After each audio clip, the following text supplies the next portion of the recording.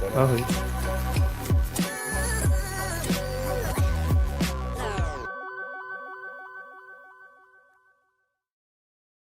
to Combox. The game lives on. This time with Jared and Varun, who are here.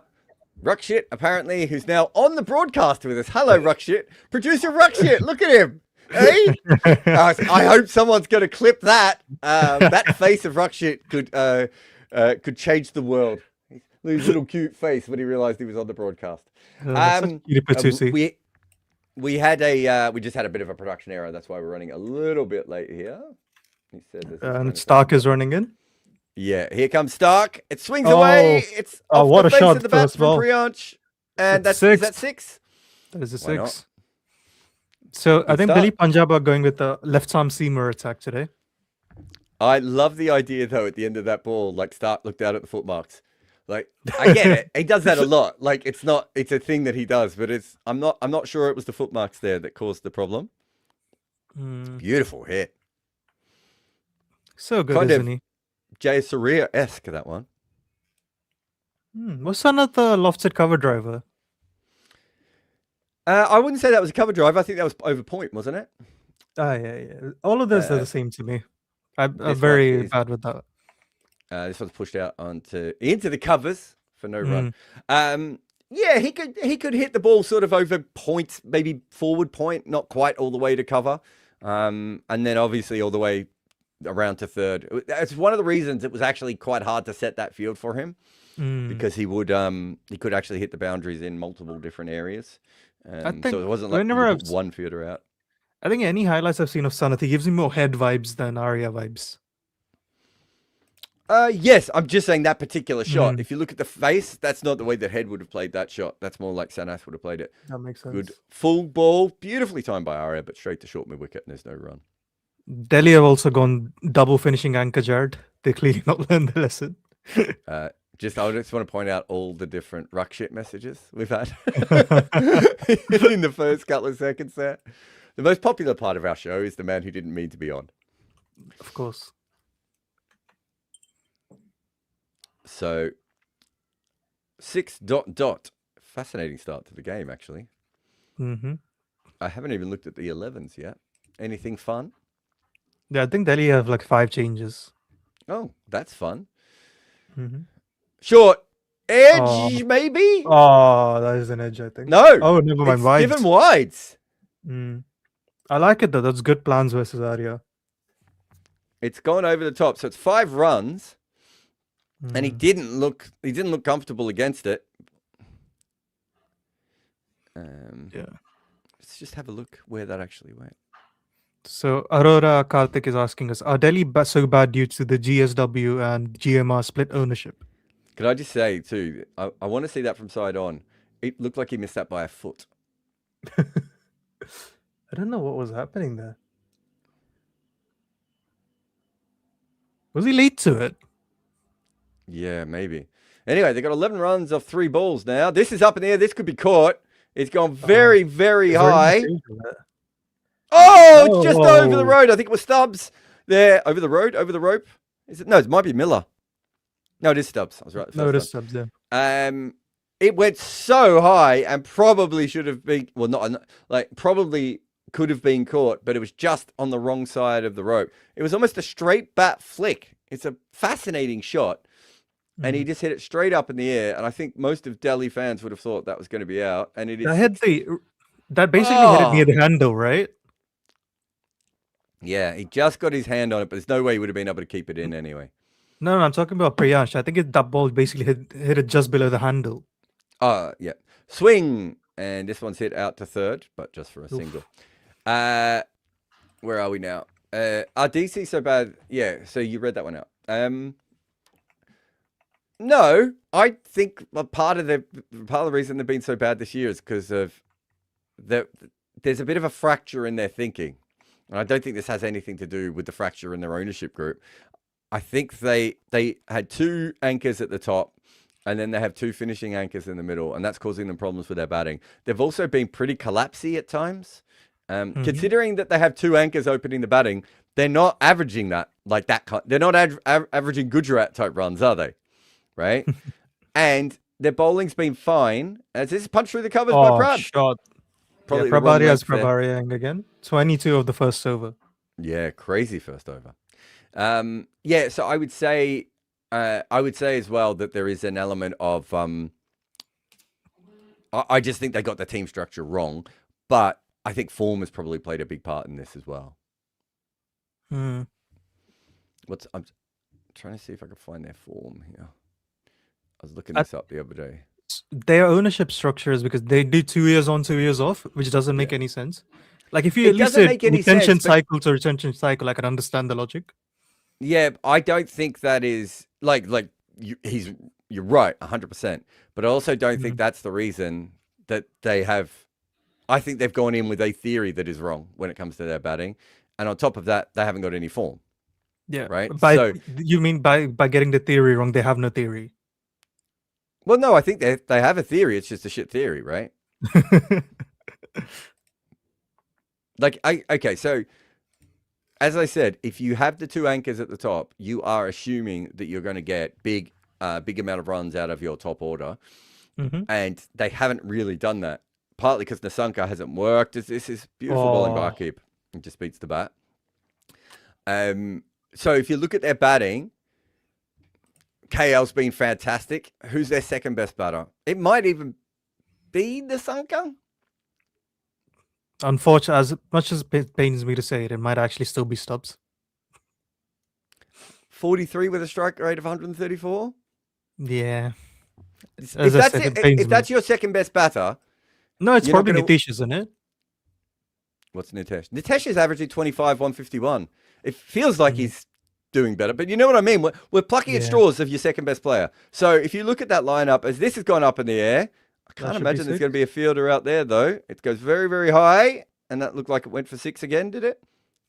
Also, because they have Akib Nabi and Stark, that I'm assuming that means they can't bowl Akshar in the power play, which is what we keep saying they should do. So yeah, so you look at all this, and like Akshar Patel's averaging 6 this year, right? Nagam is averaging 15. Nitesh is averaging 25. Is that Ashutosh is averaging 27. So that's not too bad actually, but not from many innings, because they're not even playing him, right? They've just got a lot of guys not really making a lot of runs, and then you come to their bowling. Their bowling's been absolutely fine, except for the fact they never take any wickets. So if you're not making lots of runs fast, which they're not, and you're not taking any wickets, there's an issue there, right? So the best bowler on average is Akshar, who has an average of 29, right? Like, what would CSK be? CSK would have what, 4 bowlers under 29? Yeah, they had a fair amount of them.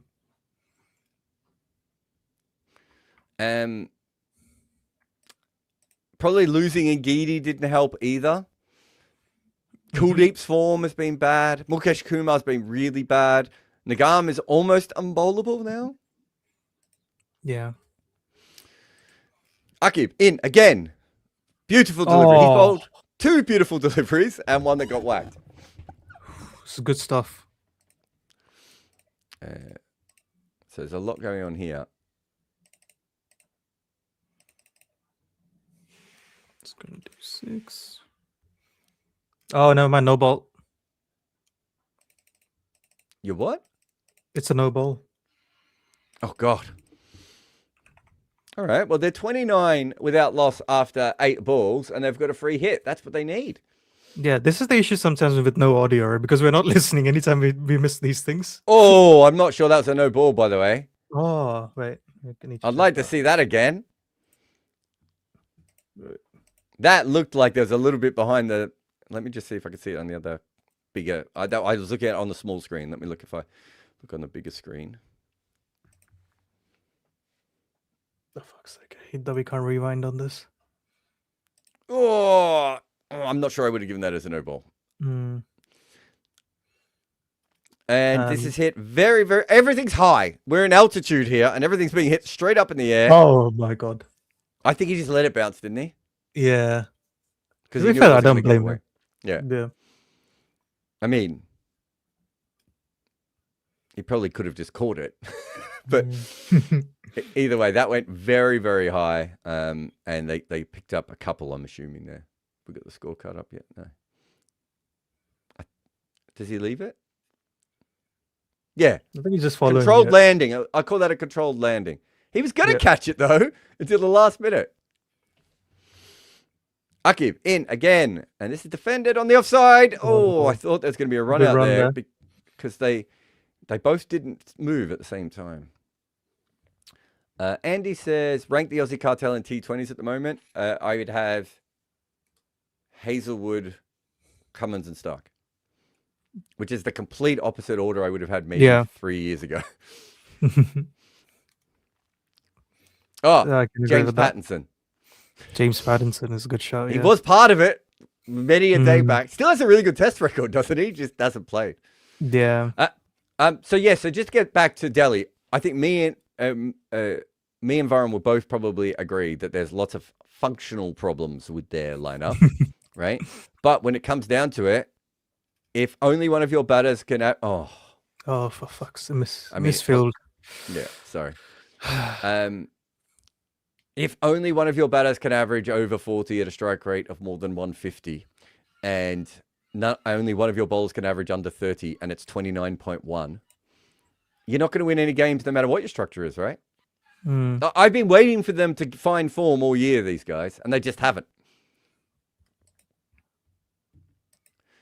Kartik says, can you explain Overton's efficacy? Efficacy, yeah. This season. Is he actually good? Funny he's become a beloved hero at the world's most popular T20 franchise. Akib it again. Beautiful ball. Jeez, he's bowled some beautiful deliveries here. And he's still going for, what, about 12 in that over? Welcome to Punjab. Look, I mean, what Overton does, there aren't many cricketers in the world. So we're gonna have some grandstanding early here. What Overton does with the bat, Varun, is what people think other players do with the bat. People think Marco Janssen is Overton. People think Corbin Bosch is, or George Linda. Don't know. I'm just picking South Africans. There must be some other guys in there, but there's a bunch of guys, right? Shardul Thakur, right? Where people think. We looked up the numbers, right? He's really strong in T20 batting, coming down the order consistently. Lungi and Gidi replacing Stark here. They've got a slip in place still. And this is hit into the crowd. Pull shot. Lovely clip. Again, like just bowl Akshar Patel, lads. Come on. I want to see some spin. I'm going to have to try something very, very soon here. So Singer is saying Marco is a good ODI all-rounder. Has he even made runs in ODI cricket? I mean, Marco will be a good player in all formats. He's just young and still working out what he's doing. 25-1-1-2. I don't mind that. But Jamie Overton at his best, and he's maybe not quite at his best anymore with the bat. But Jamie Overton at his best, you're looking at what? I'll bring it up in a second. Is this one's hit over the offside? 4-6. What a shot that is. Wow. He's back. Good. Now I can record the video about him. If you look at Jamie Overton at his best, and remember, he's always injured, so a lot of this is just hoping he's fit. But there's a period of time where he averages about 24 in T20 cricket with a strike rate of about 165, 170 for 3 years, right? These other guys aren't doing that, right? No. We know also, that he's genuine. So I would say he's a genuine number 7 hitter, where some of these other guys, it's a stretch and you're hoping it works. And also you can hold him back, right? He doesn't need to come in early because, you just hold him back a little bit further. So he has a clear role definition with his batting. Yeah. His bowling's a lot more complicated, I would say. How would you rate him as a bowler? I've liked him this season. I think he's done well. Every time I've seen him bowl, he's bowled well. So, lovely slow ball. Good stuff. Coming around the wicket now. So his bowling is a lot more confusing. Last year, he averaged 26 with the ball at 9.45 runs and over. Right? He's had a lot of years where he has genuinely struggled with the ball. Should we do our favorite graph for him? Yeah. We'll bring that up in a bit. His would be fascinating, right? It should be a lot shorter than everyone else's. So, the point being is that his bowling's a bit more complicated. But at his best, if he's not used as a fifth bowler and he has a wicket with any bounce in it, he's really good. He also doesn't get flustered, right? Yeah. He's just going to keep doing, like I would say sometimes, as this is hit on the offside, just over, back point for 4. God, that's good. But his bowling is, let's have a look at what we've got here. Yeah, there are whole years where he can't bowl because he's injured, right? And so his bowling is, when he's fully fit, he bowls at about 90 miles an hour and he's really strong and he hits the pitch. As long as the pitch and the opposition are not happy with those two things, he's really, really good at what he does. Unfortunately, that's all he does.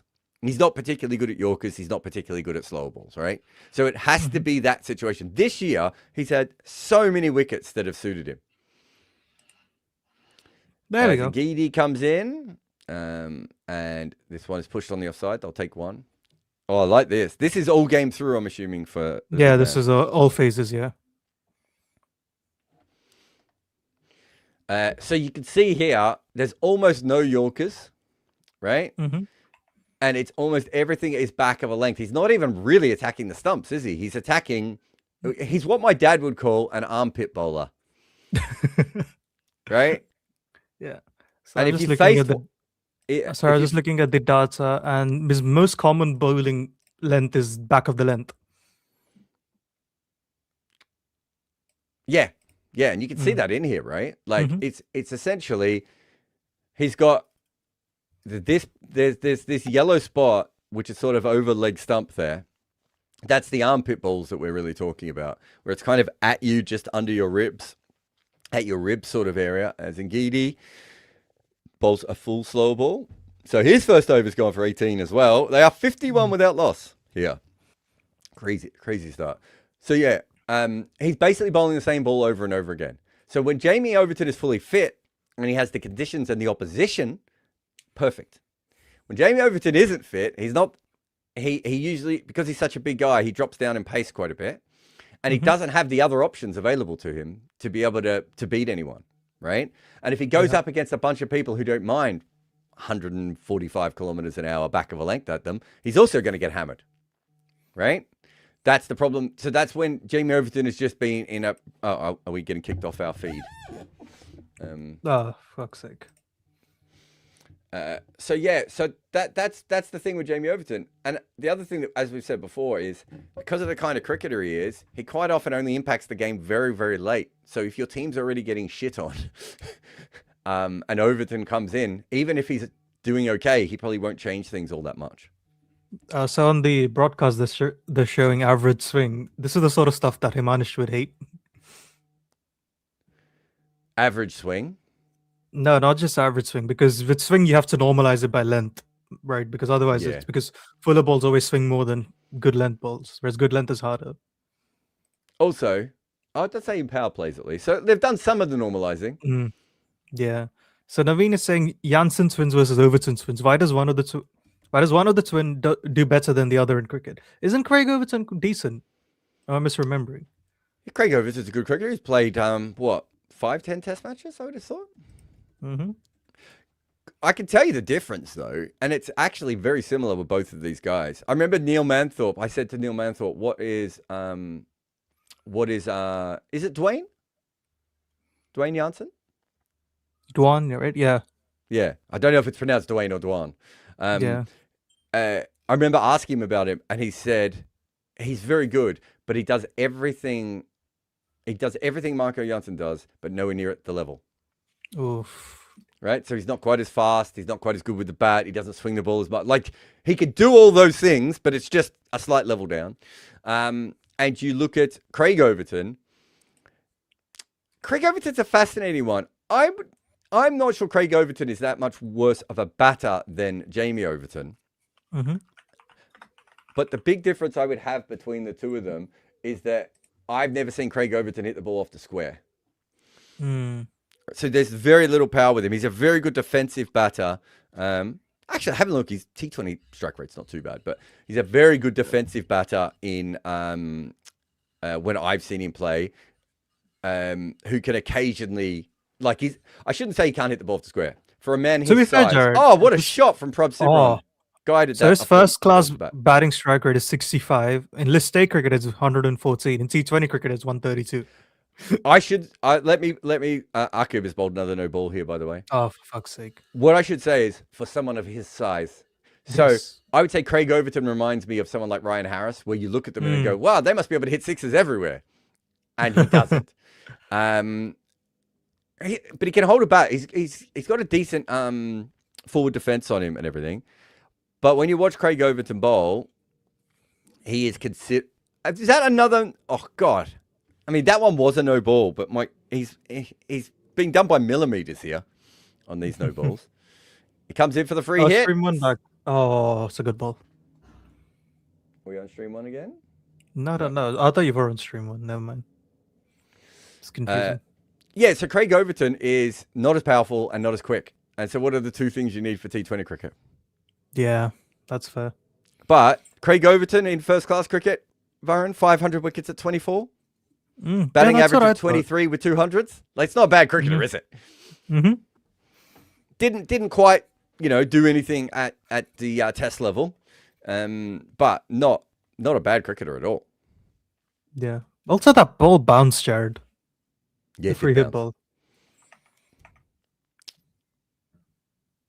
This is the kind of day when you don't want to be Akib, do you? Because, like, being a new ball bowler, just... it's like, you have to bowl your second over now. Do I?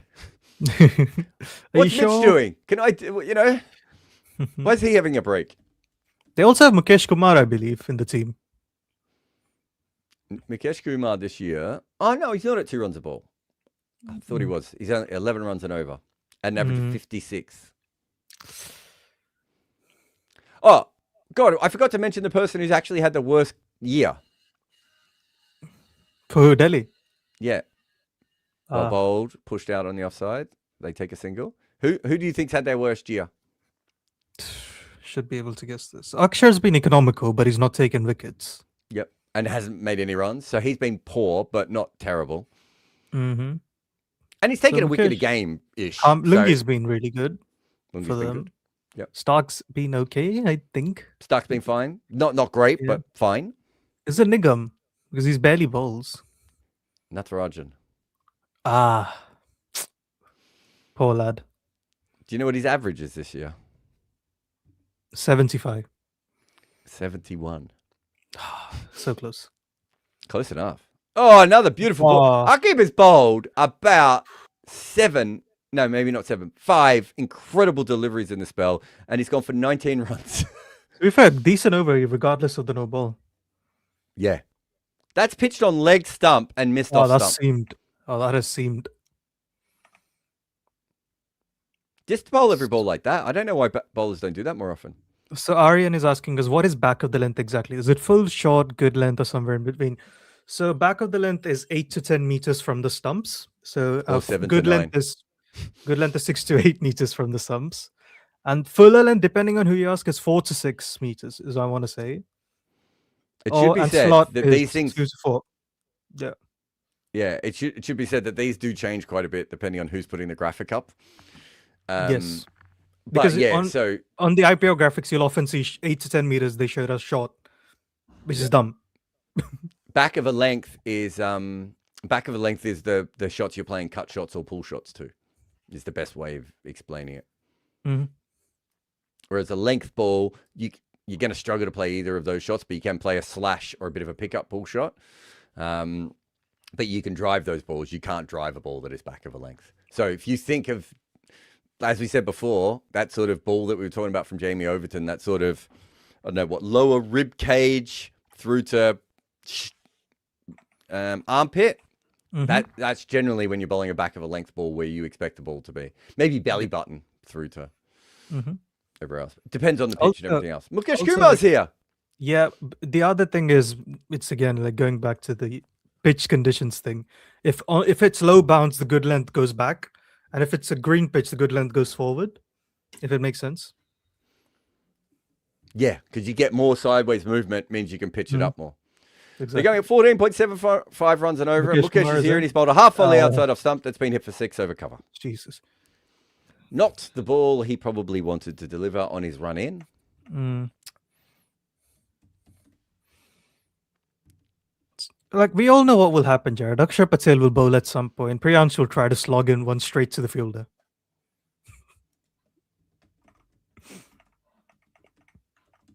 I've seen the script. It's the same boring scripts again.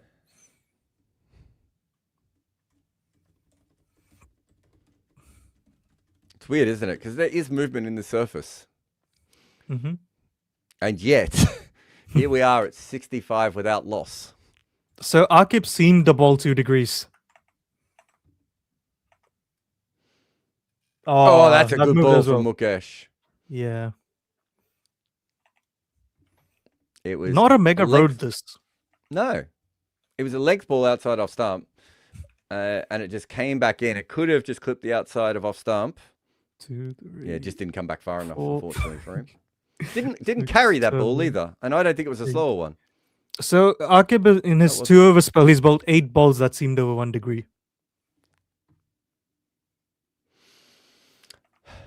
That's incredible. This is wild. Comes in again here, Mukesh, and this is defended. This is good, actually. So Priyansh is 48 off 22. But the last 2 balls have been very, very good. So Prithvi saying, should GG bring Bhuvi back, seeing as he's an all-rounder? Also, any other bowlers benefiting from impact player are similar to Bhuvi? He's not an all-rounder. He's a handy number 8, is the way I would put it. Is he an all-rounder based on the 6 last night? Honest, fair enough, I guess. That 6 was remarkable. Any other player benefiting from the impact player era? No, because the other 2 that you would expect, or other 3 that, actually maybe early Jasper might have. Yorker on leg stump. Play down. So Sunil Narayan is still not getting attacked, right? No. Rashid Khan actually did get some more tap, didn't he? He didn't really handle it well at times in the previous seasons, and now seems to be slowly pulling himself back to peak form. Trying to think if there's any other bowlers. When was Harshal Patel's good seasons? 2021? Yeah, so 2022? The impact sub. Right? Before I think what he means is... I would go in Geedy as well. No, but I think... Are they just good during the impact sub era, or did they benefit specifically from it? Because we know with Bhuvi, one of the reasons he's better is because they're attacking him more. Yeah. And that is because of the sub, right? Yeah, but I would say in Geedy is the other one. The more you attack in Geedy... So what's in Geedy's record in one-day cricket? 30, I want to say. So why do you think that is? Not sure. All right, let's have a look here. Yeah, 29, right? So the difference between the 2 is, in one-day cricket, you're not going hard at his slower balls. Yeah. You can milk him. And I've seen teams do it before. They just wait for it. As he comes down the wicket and edges this. Oh. Bad luck to Mukesh. He's bowled a beautiful over after getting hit for 6, and he's got an edge along the ground for 4 to finish it up. So he's gone for 11, but I reckon that's about 7 under par. Yeah, so I would say that Ngidi is someone who, and it's not just the impact sub specifically, because obviously he's been good, but the fact that people are attacking, going for bigger hits earlier, means that he's more in the game all the way through, right? When does he start getting good?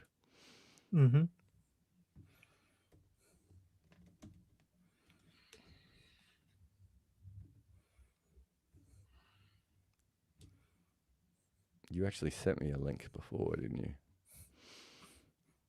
So does Joe Garner... Am I using the public link?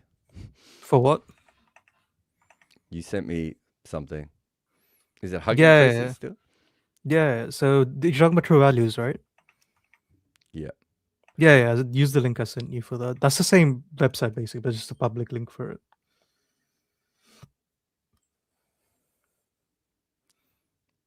Okay. I need Sorry. a bowler here. So Taneem is asking, does Joe Garner's ODI bowling average get better? No, I think it gets slightly worse. It goes from 18 to like 19 something. What a dud. Pathetic. And Priyansh's got a 50. He does. He's slowed down though. Doesn't count. No. Morally unacceptable. Naveen Pairi saying, with all the rumors of Hardik leaving MI, which team would go for him? LSG. Technically, all of them. I was talking to Shayan about this. How many profiles like him exist in India? Oh, another beautiful ball by Akib. This is the best spell of anyone going at 10 runs and over I've seen in quite some time. He's bowled really well. He's not quite going at 10 runs and over now. He's pulled it back a little bit, but...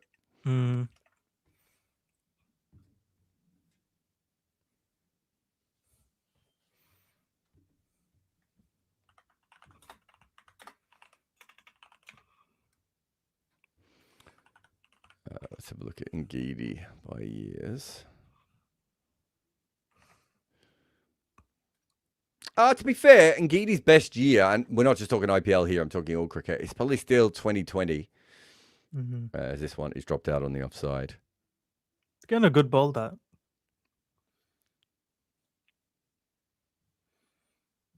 Oh, actually, these numbers might not be updated.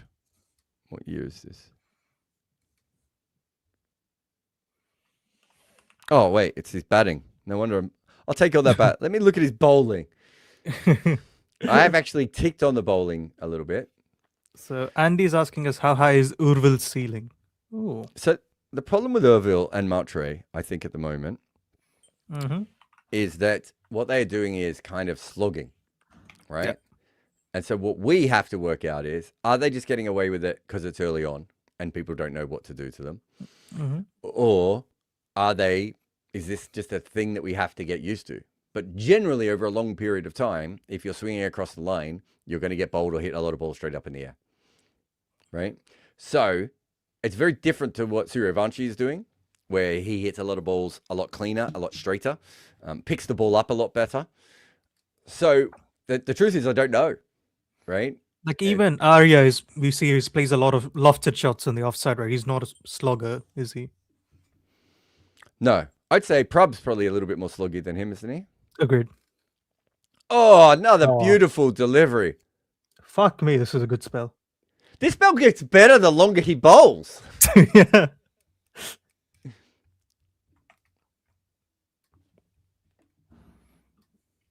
Now, good on him. Is this the best we've seen him bowl? Maybe not figures-wise, but in the IPL so far? Probably is, looking at his numbers. Yeah, must be.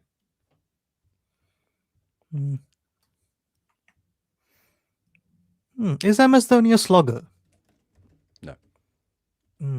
I don't even know what Dhoni is.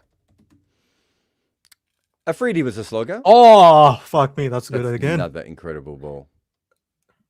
What an over this is. He's gone for 2 runs in the last over of the power play against 2 guys whose asses are on fire trying to hit everything. And they can't do it because he's bowling so incredibly well. What a magnificent over there from Akib Nabi. Incredible seam movement, control. Even when he was getting hit before, he was doing this. So laughing at nothing is saying Hardik would fit in KKR. He can be a captain too. As I was saying, he'd fit in every team. Because let's say if you're RCB, right? Let's say you don't give him captaincy. Would you not take even current Hardik over Romario? Yes. There's issues though, isn't it? If you bring a player like that in, you have... He has expectations. So, there's always these theories of like, you should get all the biggest names in the world in your team at the same time. But it's like, yeah, but now what happens when they're no longer the biggest deal or they expect something? Does it upset the balance? Like RCB has a pretty good balance. So if you're asking me from a cricket perspective, yes, I think Hardik is a much better bowler than Romario and a much more flexible batter than Romario, right? Like, forget even talent, just flexibility. You can use him in multiple roles. Romario has a role, of which he hasn't done in the last couple of games, but has done a lot in his career. So yeah, I do think there is something to be said for that.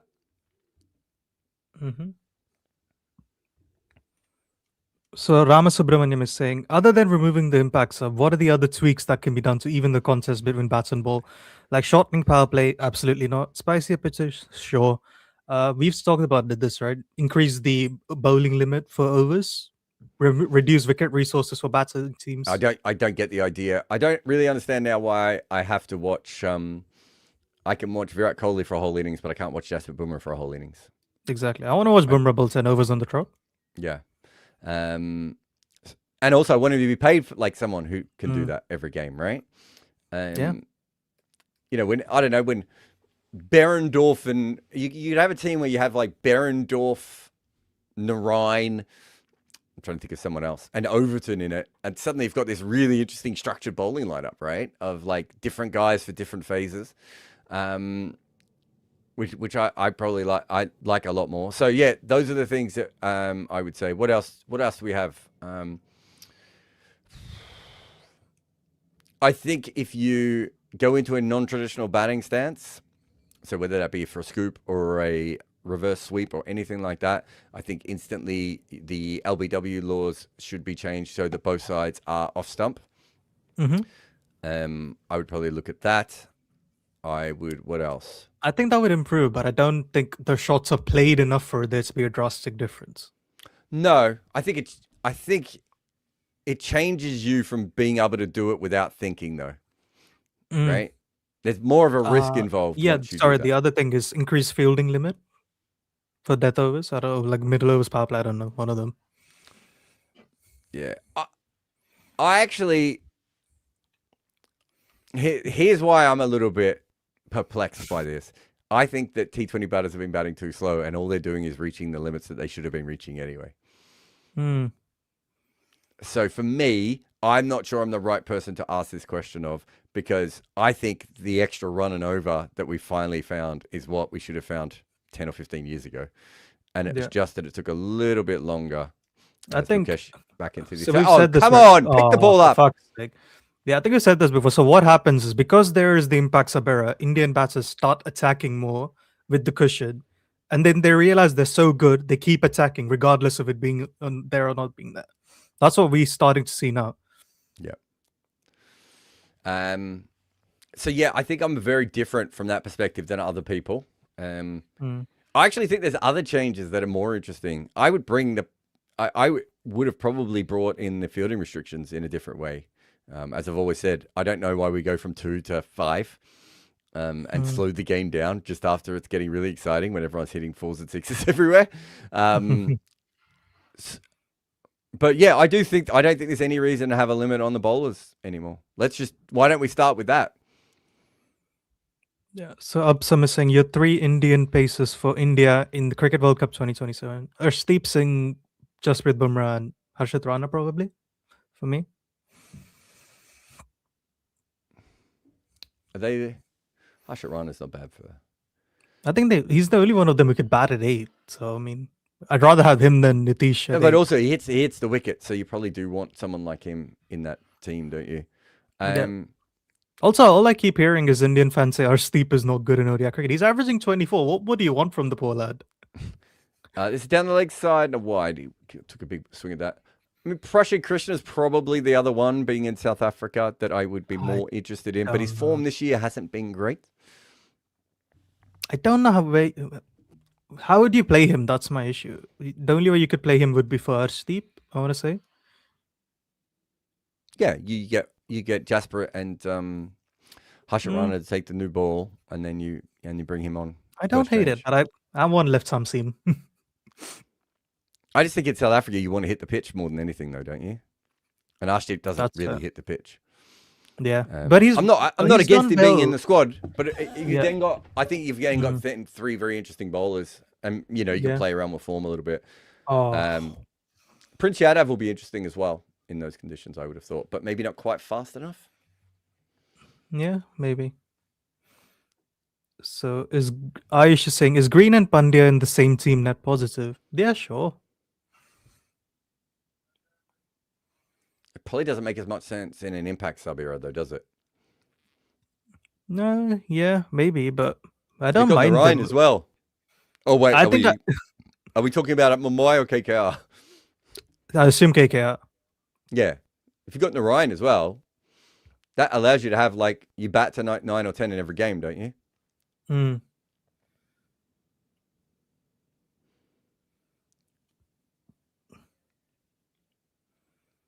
Things I didn't think I'd ever say. Mukesh Kumar has really dragged us back.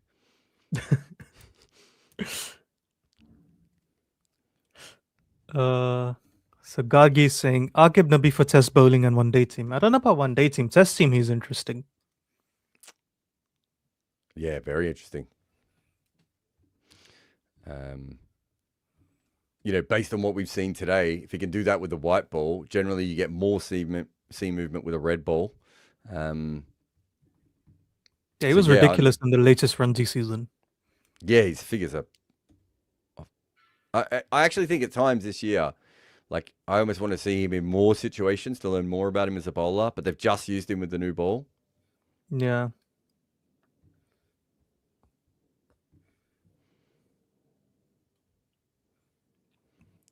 So Ganded is saying, how do I sign up to exchange Pant for Hardik?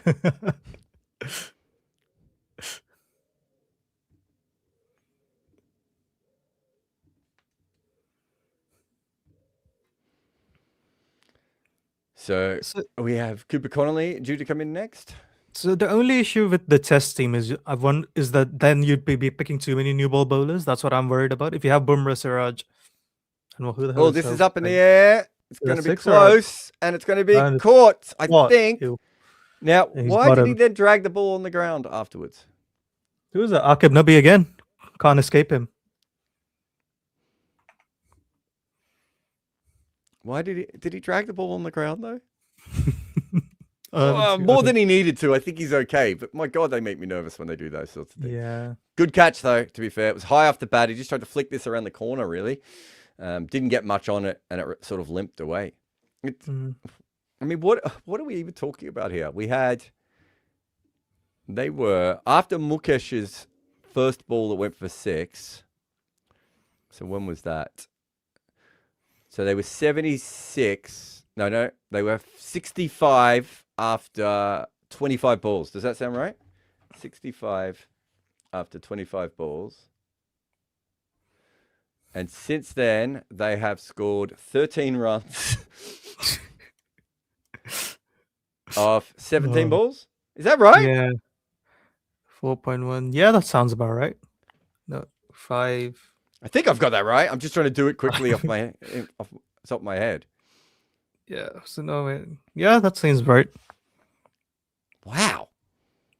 We did say it wasn't the flat pitch. That just shows you what these two could do. Because I think if you're a casual fan, you're probably sitting there going, "Look, it's all weighted towards the batters again," and we're sitting there going, "This ball's deviating sideways." So Upsum is asking us, Jaiswal or Rohit as Gill's partner for Cricket World Cup 2027? I don't know how much I trust Jaiswal in ODI cricket. Oh, what a ball from Mukesh here. Bloody hell.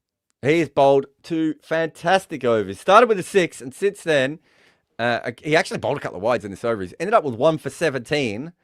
But he's not bowled 1 for 17 off 2 overs. He's bowled much better than that. Yeah, so with Jaiswal, his strike rotation just bothers me a bit at times. But are you with me on that, Jared? I think you are, right? Yeah, I think it's a bit like what we've talked about with Bethel, right? I think there's an element with his bowling where I'm not 100% batting, sorry. Where I'm not 100. I was literally pressing a button that said bowling. Where I'm not 100% when I'm watching him that he knows what his role is in limited overs cricket at the moment. Yeah. Someone asked this about yesterday about Jordan Cox compared to Jacob Bethel. I don't think Jordan Cox is a better player than Jacob Bethel, but I do think Jordan Cox knows exactly who he wants to be in limited overs cricket and is turning himself into that player and can play in multiple roles and everything else. And I think Bethel plays like a guy who's like, I don't know what I'm doing, but I should be doing something. Yeah. Bethel either hits everything for 4 or everything for singles. There's no game to it. And I think Jaiswal could be a bit the same. Slashed up and just short. Nabi's bowling out. Damn. Good stuff. Nabi's bowling out. Yeah. Incredible. I love it. I think they'll go with Rohit anyway, though, won't they? Unless something hugely changes. He has to have his test career level fall off for them to drop him. Yeah. So I used to think People easily scale up from Test to ODI on what is acceptable econ, but don't do the same for T20. Still hinging on six being good. Is it cause of clothing? Who thinks six is still just good in T20 cricket? People easily scale up from Test ODI on what is acceptable econ. I mean, six would make you the best bowler in the world, wouldn't it? Comfortably. I mean, no, I would say most people. It's hard to answer this because I don't know who you hang out with. But I think if you hang out with people who like care about these sorts of things, I think most people now would say 8 to 8.5 and over would make you a pretty good bowler, right? Like we obviously look at true stats here, so I can't talk for everyone. But I think if you're going at about 8.5 and over, you're at the very least holding in. Depending on the league, maybe the IPL this year it might even be 9. But around the world, if you're going at 8 and over, you're considered to be a pretty good bowler. Yeah. So, and obviously, if you went at 8 and over in one day cricket, no one would think you're any good. As this is very well played by Shreyas, who opened the face and ran this way. So, no Cooper. No Cooper. Do you know what a Cooper is? Do you know what a Cooper is? Police, I want to say. Was that a copper? No, that's a copper. A Cooper is a person who makes coffins. Oh. And I only know this because I watch so many Westerns and they're always saying, fetch for the Cooper. I think it might be the second spaghetti Western where, the second of the Good, the Bad and the Ugly trilogy, of which I can't remember the name of right at the moment. A Few Dollars More, maybe, where he says, Cooper, 2 coffins. And then he looks around and he goes, maybe 3. It's one of the coolest lines. So Gyanded is saying we need Rohit to survive the whole power play if he brings the inset merchant back. So finally, Gyanded, if you look at Rohit's record in the power play, he gets out less while he's attacking than he's not attacking. So high intent Rohit lasting the power play longer than low intent Rohit was. It's just that he kept getting out after the power play.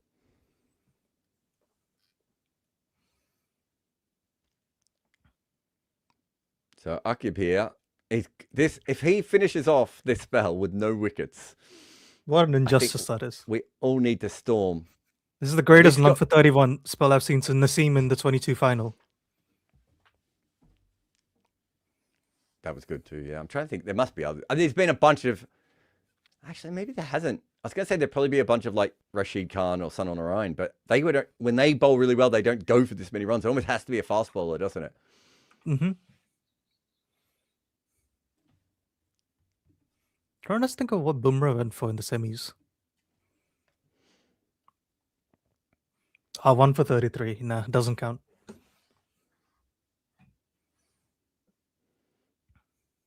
No justice for the great man, as this is whacked out to point. It's only going to be a single, though. What a spell that was. He seemed 8 balls more than 1 degree. He bowled 1 ball that pitched outside leg stump that missed off stump.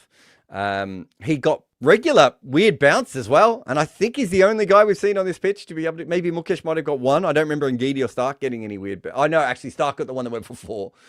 But he's got regular good bounce off a good length. He's done lots of really, really good things all the way through. Is this the pitch wickets. Marco gets 6 for or goes for none for 60?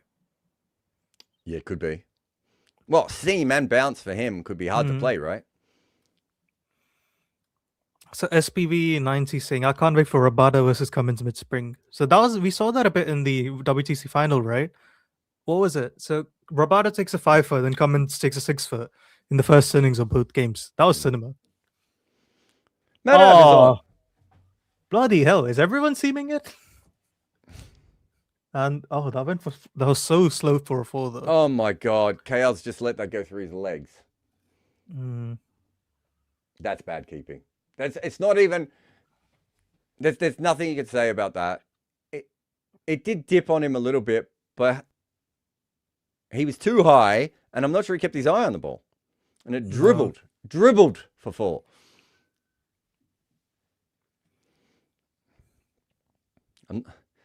They have found very entertaining ways to continue the boundaries here. That's the not that the other one was KL's fault, but that's the second one that's just been bowled for 4.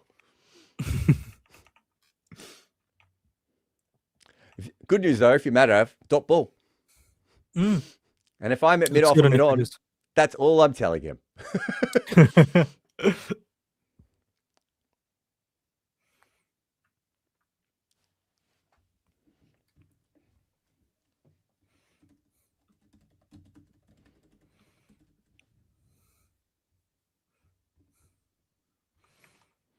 So we just got a delay here. There's a little bit of moisture out there, and they've brought off a bunch of sawdust and just put it on the crease. So we did see that. We made fun of Mitchell Stark first ball, but there has been a little bit of slipping at times. Oh my god! Lovely guide down to third for one. Can't tell if he's doing it intentionally or not. Oh, that was intentionally. This was intentionally, I think.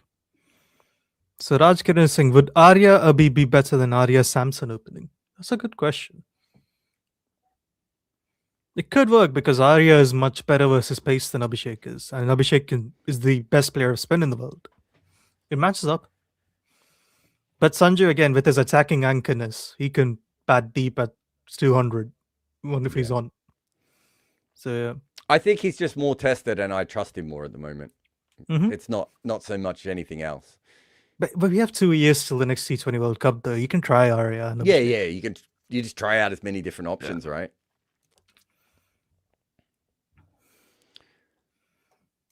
Madhav coming in again. Short. Good bouncer. Good pace. There's definite bounce and carry on this wicket. There's no doubt about that. 52 of 30 balls. Oof. He's only going at 10 and over, Jared. Well, who is? Priyansh. It's pretty poor. Yeah, pathetic. I don't want to say he should be dropped, but... So it's Madhav Tiwari who is bowling. And this one is launched over the offside. Not brilliantly timed, but he'll get a 4 easy enough. I think he's getting bored. I don't think Tiwari's bowled before. No, I think he's just come to debut. Yeah. I was just looking at my notes. I don't have any notes about him at all, actually, now I look at it.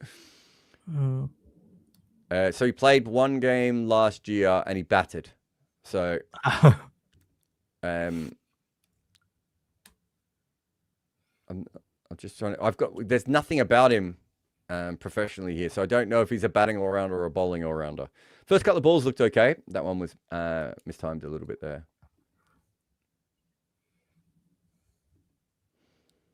This one's short and hits him on the hip. Even if they haven't dismissed him, they've kept him really quiet. Yeah, but they kind of also let him get away, right? Like, as in, if this pitch is as bad as we think it is, this start might be the defining factor. If the wicket keeps moving for the new ball when Dally bat, do you know what I mean? So he was 13 out of 15 and he's made 17 of 17. Yeah. It's like he's been replaced by an anchor, but that anchor is him.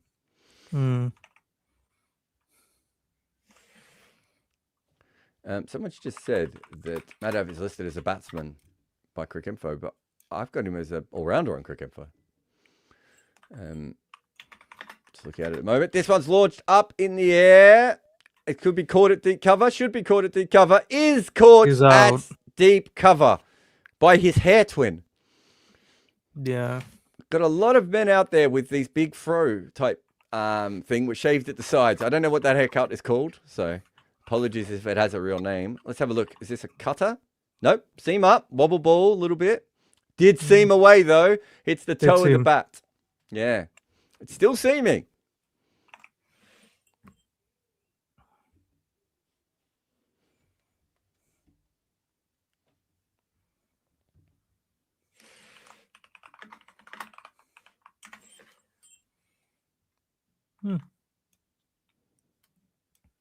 Sorry, mate. So SPV saying Arshdeep took a 5-4 versus South Africa on Pink Day in Johannesburg in 2023. Yeah, he was quite good in that ODI series. And even in the T20s, he's been good. I'm not sure he's bowling as well as he was back then. No, that's probably fair. So I mean, he'd definitely be in my squad. It's just whether you start with him. For sure. I think I would, because why not? So Upsum is saying next T20 World Cup is in Australia. I'd have Gill over Iyer at 3. I've got a couple of notes now from games where Patidara struggled with extra bounce this year. Because I know a lot of fans are talking about him coming in for that. But I've noticed in my notes that I've written it at least twice, maybe 3 times now. Yeah. I don't think Shreyas likes it either. No, that's what I'm saying. I sort of meant with both of them. Mr. Stark, it's wide outside of stump. Shreyas Iyer played a ridiculous shot and just got it over mid-off's head, who ran all the way back. Might have been Akshar there. Ran all the way back with the ball. Almost caught it on the boundary. Instead, they're going to take 2. That's it. Quite a big shot from Stark first ball, that. So Andy's asking us, can you gauge how quickly batters gauge length on CV? Yeah. If they're generally in the right position, is what you're really looking for there. So the most top quality players, so even in the IPL, most people in the top 4 or 5 are going to be pretty good at it. But you could see people who get caught a little bit more in between at times. They're the guys who are not quite at that. So I've got a theory that essentially most players are fairly good at judging on line and on length. And there are occasionally players who are exceptional at line, right? So I might put someone like Sehwag into that kind of one where he was good on length but great on line. But it's very rare to have a player who's not good on length, just because it's a lot more dangerous than it is if knowing where the ball is, for your feet and everything else, and the body coming through the ball, all those sorts of things. Oof.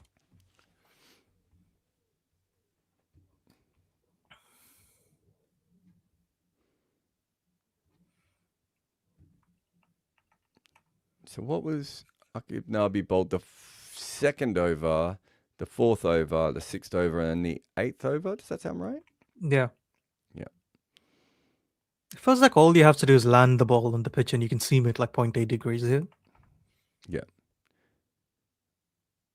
So his second.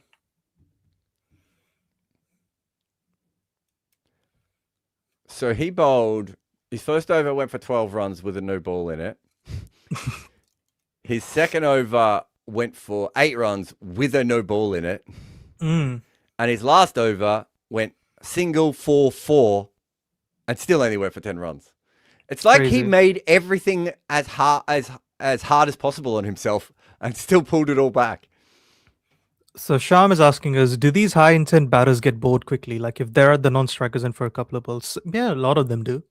Yeah, I think that's actually not something that just happens to high intent batters. He saved 5 wides there, KL. We had a go at him for his keepy before. We've actually got a piece coming out very shortly about how Stark bowls the most wides per delivery. Stark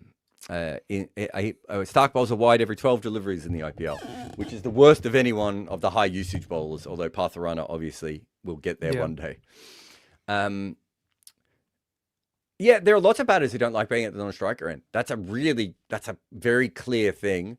And then you get other players like Joe Root, who I think if Joe Root was at the non-strikers end for 5 overs in a row, beautiful shot by Cooper Conley for 4, just opens the face here and slices his way.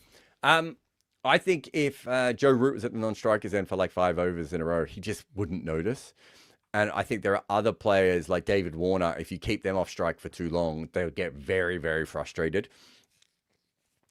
That's more to do with their personality and their batting.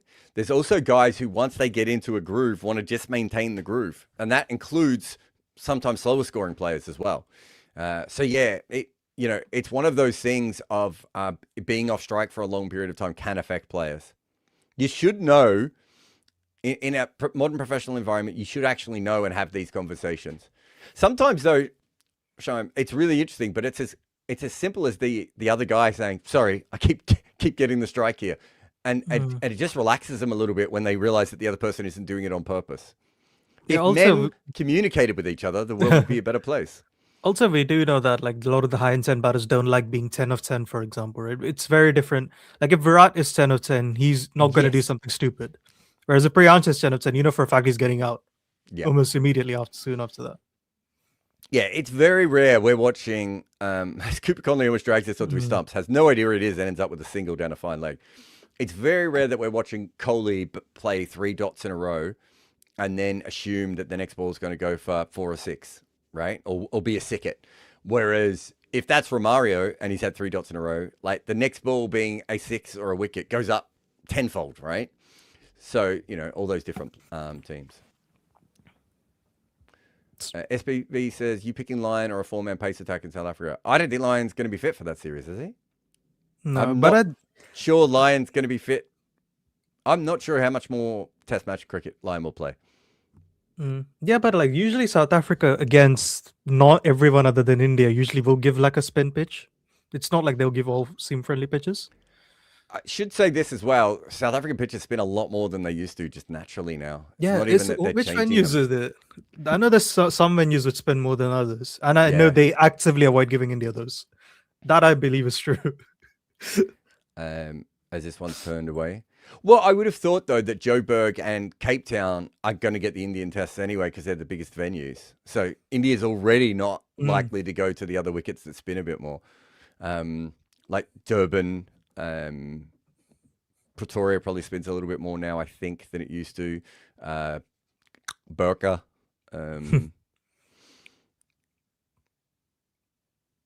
It's the old New Zealand thing of like New Zealand never got to play at the MCG, and it's like, yeah, because you're not going to fill the MCG. Oh my God! Madhav has come in. He's tried to bowl a slow ball, and this has gone to short fine leg. KL Rahul has walked around to get this ball. I'm not sure that's a no ball though. I think it landed on the pitch. Now, what are we checking here? What are the umpires checking? Do you think? I think that's what they are checking. This is wild. Yeah. That's one of the worst balls I've seen in top line cricket. That's like a club cricket ball. Yeah, to answer that question, I would probably play Lion if he's fit. If you've got Green or Webster, they probably will. I think he tried to bowl a leg cutter there, and as he's rolled his fingers over, it's just gone out the side. It looked like someone bowling a leg cutter for the first time. Yeah, so Jasjot Singh is saying, given the seam-friendly conditions and Punjab bowling, what's a good par total here? And what score will take Delhi out of the match? Usually with seam bowling pitches, we've seen sometimes it'll flatten out. We don't know if that will happen or not. It hasn't yet. It's so much seam for so long. You kind of expect it to. Oh, poor kid. They went out and put more sawdust at the crease. It wasn't his hand. It wasn't his foot that was the problem. From what I saw, I'm not saying he didn't slip, but I think it just got stuck in his hand. Oh, this is a good shot. Yeah. Oh, sorry. My machine's gone. Would you like to explain what it was? I believe that was the lofted cover drive for 4. Yeah, Shreyas. Or a lofted off drive, or one of those. Any lofted shot over the offside is for lofted cover drive. That's kind of in the pocket between two. You probably call that extra cover. Yes, that's what I mean. Like it. Yeah, maybe a little bit straighter, maybe more towards wide, long off, but yeah, that kind of area. This is, I know everyone's just bored of the IPL right now. We have so many questions about the ODI World Cup and Test cricket. Triple Stroke is asking what's your bowling attack for Australia for Border-Gavaskar Trophy in India? God, I assume Murphy will play. Would Cooper Connolly play? Yeah, I think they'll try and get Cooper in now as the second spinner if they can. Murphy, maybe I suppose, has to be the main spinner. Is Lion obviously Kuhneman is still around. They might try and get Kuhneman in as well. In a perfect world, what they probably want is Webster and Green with Hazelwood and Cummins, and then they can pick 2 extra spinners. And if I don't know how you get Webster, Green, and Cooper in the same side unless one of them plays as a specialist bowler. Yeah. So they played. Who did they play in the last? Sorry, the last time they towards Sri Lanka, they had Kuhneman, Murphy, and Lyon, with Stark as the seamer. Sherrod said here, Lyon, Cooper, Kuhneman, Stark, and another seamer. Well, I think that there's a problem with that lineup. Is you've dropped the Australian captain.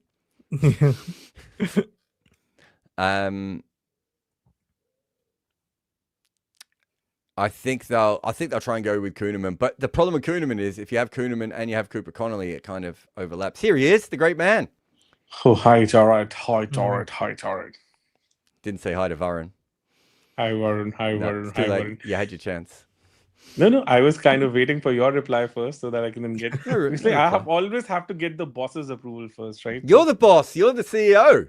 You're my boss. But like you are the I would say the ultimate boss. I mean, I've always thought of myself that way. Yeah. So Jared has kind of blown away the production team of one of the OTT platforms. They were overwhelmed with the plan that Jared had, and I was kind of wondering that people who are running such big shows and stuff, even to understand basic production was pretty overwhelming for them. Like pretty good learning experience for me, I would say. No, we have a big event that's coming up, and we had the meeting with a lot of the people involved. So we can't give you the exact details at the moment. But yeah, it looks like we're not going to have any events in India because our sponsor pulled out at the last moment, unfortunately. But we are still we're almost 100% sure having one in Dubai. But we'll let you guys know when we know more. But that's what Deepak's talking about. Yes. And Geedy is back on. So I've been keeping these stats in front of me for ages, Varun, while I should be doing my notes on the game. And I won because I said I thought he might be better because of the impact sub era as Ngidi comes in here and bowls a good ball, and it's off the pad or a leading edge there. It doesn't go anywhere. Ngidi's best year in T20 cricket was in 2017, but he didn't play many games. So realistically, his best year before was 2018, where his impact was 9 runs better than expected in a game. And this year, he's at 5.5 runs. This is across, obviously, the World Cup and everything else. But that year, he took wickets at a rate of true wickets at 0.5 more than expected per game. That was some noises. Yeah. In 2022, he took expected wickets at 0.8 true wickets per 24 balls, which is almost unheard of. And he didn't play many games, but he did a similar thing in Deepak's gone. He did a similar thing in 2019 as well. So he hasn't had much of a big boom during the impact era. So Boovy might be the only guy. I can't remember who asked that question before, but Boovy might be the only one I could come up with.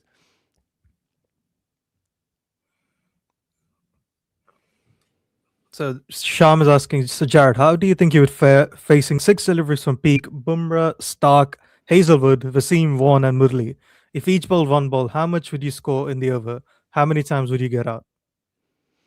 I would score no runs off 1, 2, 3, 4 of them. So I'd either be out or bowled. So I'm going to assume Stark and Wasim. No, Hazelwood wouldn't get me out because I wouldn't be able to edge him. Bumrah would get me out. Stark, I reckon Stark and Wasim, I'm saying one of them gets me out and one of them bowls it too wide. So I've got 2 dismissals off the first 2 balls. If Vaughan gives me a slider, would I hit a slider? If Vaughan gives me a slider, actually, yeah, I'm playing for Vaughan's. Oh, this is the leading edge up in the air off the slow ball. Oh, that went for 6. Gone for 6. Wow. What the fuck? It was a one-handed shot. It just disappeared. I didn't even think it was going to reach the circle when that hit the bat.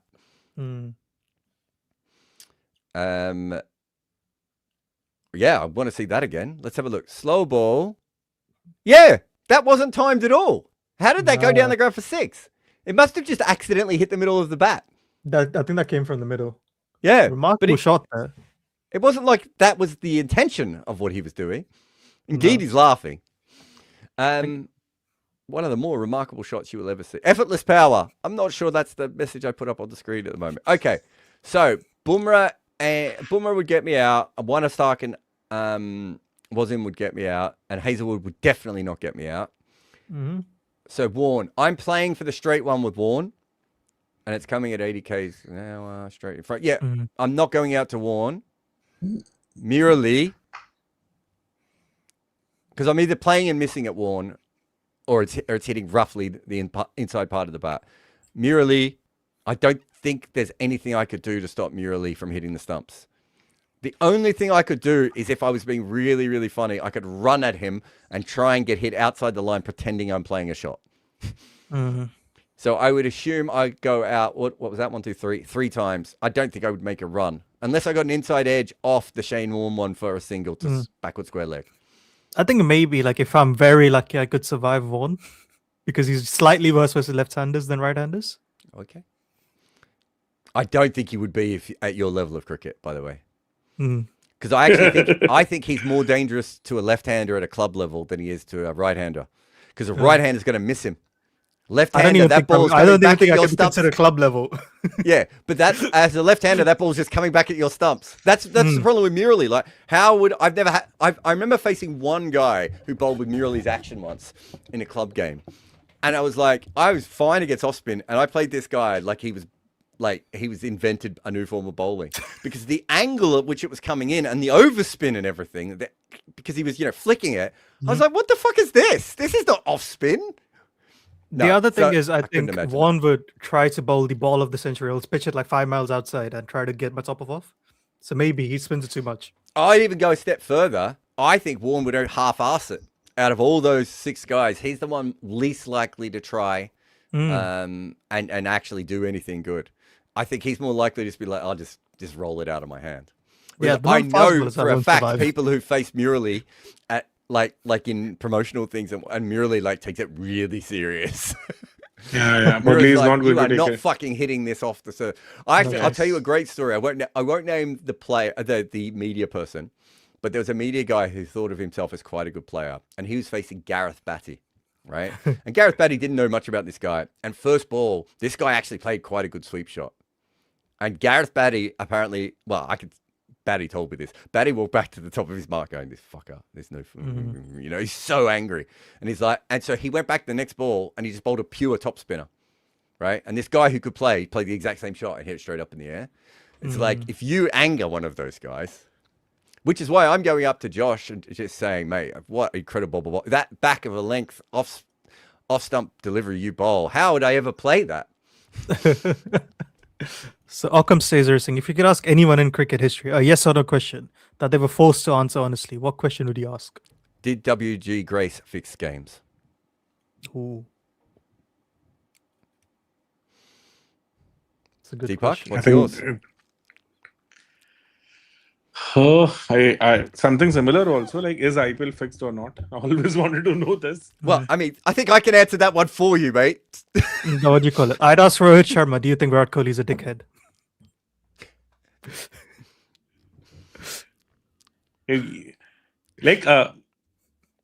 I think, Jared, I've tried to get into your head multiple times on this, and every time you're a little bit diplomatic about it. You said, it's very safe, it's a very safe league. Now, not when it was back being fixed, though. No, not Has today. there been fixing in the IPL? There's been a fuck ton of fixing in the IPL. Is there fixing now? Nothing that I could see. But you said there's still the spot fixing, it can still happen, right? It might be happening also. I'm not saying there isn't little bits of it, but there's certainly nothing that... me and Rob are about the most suspicious people of all time when it comes to these things. Not like your uncle who thinks everything's fixed, but I mean of people who are actually paying attention, and neither of us are seeing any signs on that. So at the moment, I haven't seen anything. So SPV is asking me, does the 21-22 Keegan Peterson test series still upset you? Is that the only series he actually makes runs in test cricket? And then I think after that he went to England and he was all over the place in that series also, right? Yeah. Just after that series. Yes. But I'm very sure this series irritates me the most. Yeah, because I was sure India would win in South Africa during that time. Is that the Dean Elgar series? Yes, the Dean Elgar series. And I'm still, I'm not very sure whether the 2006 series would also be up there with it or not. Because India should have won that series also. They were in the third test match also, they were in a dominant position, right? And then they just messed it up big time. Remember what they actually did in that match? They had Jaffer and Dinesh Karthik opening in the first innings. They had put up 150 runs opening partnership. And for some weird reason, Sehwag was playing at number 6 in that match. Got to open in the second. It's a 4. Sorry, go. Got to open in the second innings, and both the openers were out in first couple of overs. That was the same innings in which like Ganguly had to come in because Sachin couldn't come at number 4 because he had been off the field for long enough, and because the first 2 wickets didn't last that long, so Ganguly was kind of taking a bath, and then he took like 5-6 minutes to come on the pitch. The third Test match in 2006, India and India were like 90 for 3 when Ganguly I honestly went don't mind. out. Sehwag at 5 is actually one of the smarter things that they've probably tried in that period, outside of Asia. And I have no idea why they changed that after getting success in first innings. Like, if your opening partnership ends up getting 150 in South Africa, I think you frame it and keep it with you forever. You don't change it in the next innings itself. And I don't know for this some weird, strange reasons. Something which worked for them, they always were looking for it for ages. They just dismantled it in the second inning itself. And India were like 90 for 3 when Ganguly got out. And then Dravid and Sachin were like 16 overs, 24 or something they scored. That was one of the... I still cannot wrap my head around it. So, like, maybe I'm just... Like, this 2006 series and 22 series, I'm little confused between these two. Like, which were the worst South African series we had? Like, where we should have won at least. Yeah. Like, this 2006 was a monumental effort from Indian batting lineup to actually bottle up in a match which they should have easily won. So Jumpsuit's saying, with the game change, if no analysts were allowed while the game is being played, just 11v11 coaches and the medical staff. That's a good question. Jared, how you be the analyst? How much analysts aren't as involved during the game as you would think they are anyway. Like, they're not always being listened to. You know, quite often in some places they're coding as well. Depends on the relationship. There are some teams that would change massively, and there are some teams that would not change at all. Is maybe the best way of putting that. Yep. But yeah, most of the work from an analyst is done before the game.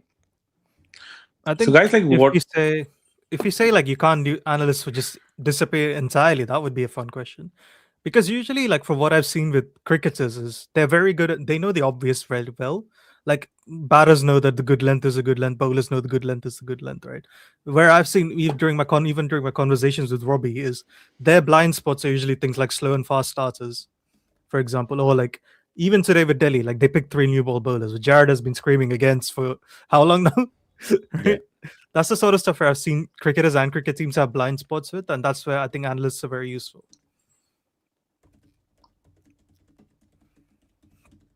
And like, what would you make out of this pitch? Because like, apart from first 3 overs where like Priyansh Arya was just tonking it for fun, but they were like 52 for none. I don't think so. Anybody has found that like anybody was able to kind of. It's seeming wild, like crazy, mate. Yeah, all you have to do is land it on the pitch and it's seeming like 0.7 degrees. It's crazy, and it's also got like pretty steep bounce on it too. So sideways movement with extra bounce. It's been really, really hard. I mean, they're still going at 10 runs and over. They're hanging in there, but a lot of this was just because they were 50. What were they after? 51 3 overs. 70 runs after 5 overs, right? Yes. So Priyansh Arya, like since I was on the calls, I couldn't watch his innings. So like, what was the difference? Like, was he kind of lucky, or like some? He was a bit lucky. He should have been caught in the first over, but it just the ball went with altitude an extra meter, and he wasn't caught. But most of the balls hit the middle of his bat. It's just that they either played and missed, or it hit the middle of the bat. There was no middle ground. There was a ball that he faced. There was a ball that he faced, Deepak, that seemed over 2 degrees. It pitched outside leg stump and it missed off stump. And in between that, he's hitting 6s out of his ass, right? So it's either 6 out of his ass or play and miss. There was no middle ground with those guys. So even in the last over, I think Shreyas Iyer was pretty much deceived by the slow delivery. But somehow, I don't know like how he just managed to still... that is a ridiculous shot. Yeah. That's the stupidest insanity. Shot. So Codename is asking. That's the time I kind of logged in and they were showing the replay of it. And I couldn't even make sense of it. Like, what the hell did I see? Like, because it felt like as if he was not even through his shot. And the ball ended up like clearing the boundary. Yeah. So Deepak Codename is saying only Deepak would talk about the 2006 series and say, remember what they did in that match. Of course, we don't remember, Deepak.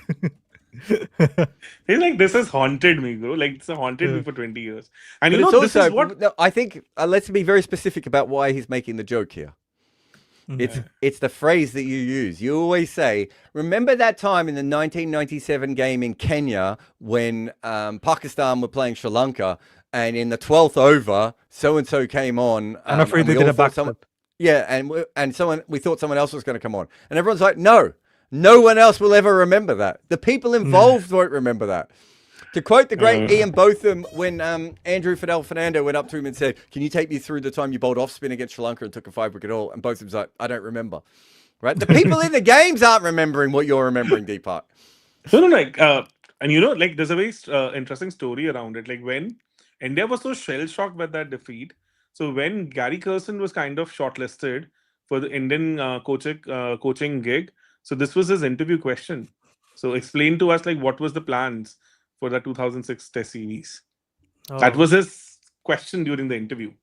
Because India was so dumbstruck, like what they ended up doing in that Test series, and did the undoing of a lot of players. Like Zaheer was dropped, Sehwag was dropped. So Abel Christopher is asking, will any team catch up to India in T20 batting? Not in the short term. South Africa has the talent to do that, right?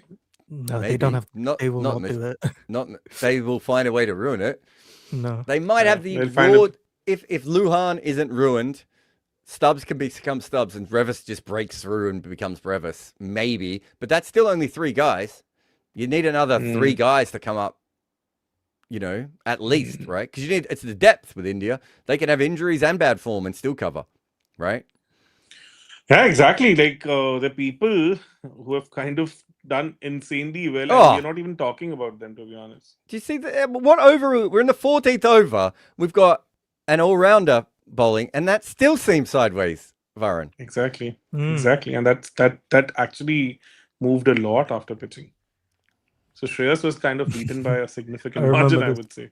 SPV 90 Singh, Shardul Thakur took a 7 for in Johannesburg in 22. I played Shami.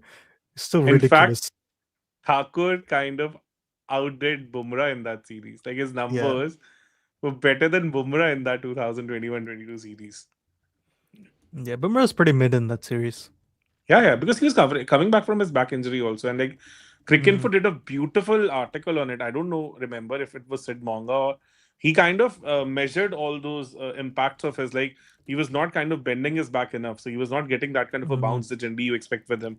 So I think we all know that after that he broke down, right? And after that he had that major injury and took him more than a year to recover. So definitely he was not bending his back enough. So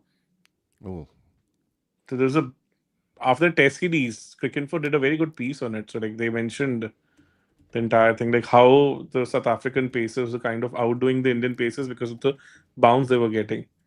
And they compared Bumrah's bounce with his 2018 numbers also in that article.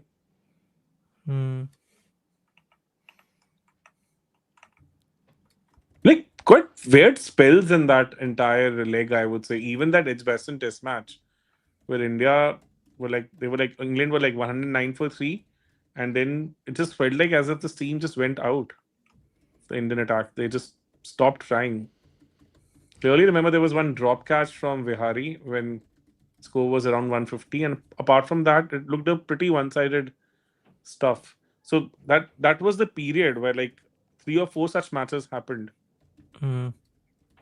Yeah, the speed guns are out of hand, Jared. It says Madhav Tiwari bowled a ball at 960 kilometers per hour. I thought it was a little faster than that.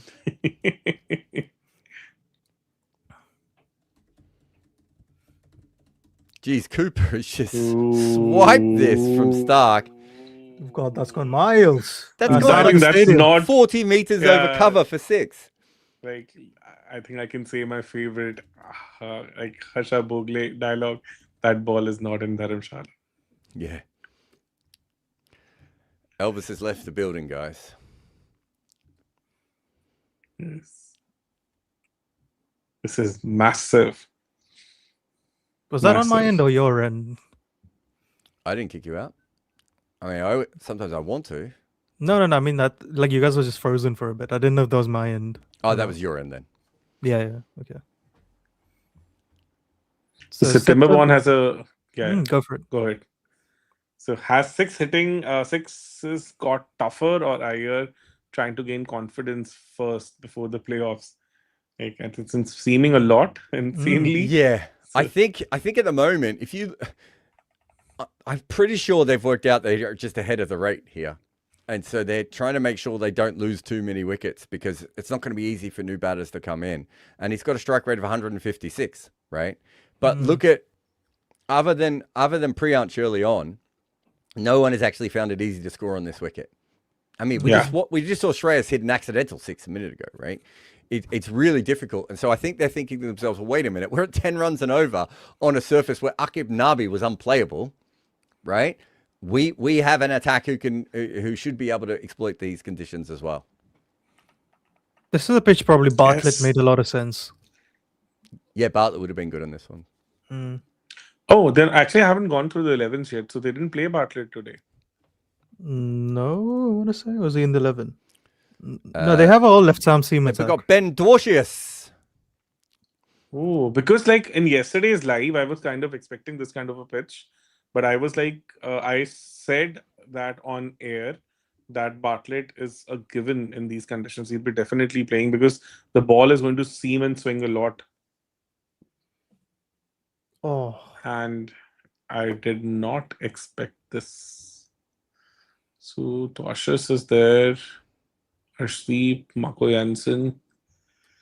So then they can have an impact player also, right? So, but the foreign player would not be there for sure. So they already exhausted their foreign options, right? So Ayush is asking you, what's the most ugliest thing you have seen in cricket, Deepak? Everything is beautiful. The ugliest thing I've seen in cricket. I think is beautiful. Tristan Stubbs batting? No, not even close. What would be MS Dhoni defending? How many things can we name? Have to think. Paul Adams' bowling action? Yeah, I was about to say that. That was something which was pretty hard to kind of comprehend at that age. So 96, 97, it was very difficult to comprehend. Very difficult. So Sham is asking... So Sham is asking, do STR bowlers not perform well when the conditions are bowling friendly? From what little I follow, I've never seen Bumrah fare well when the pitch aids bowlers. Same goes for one. That can't be true. I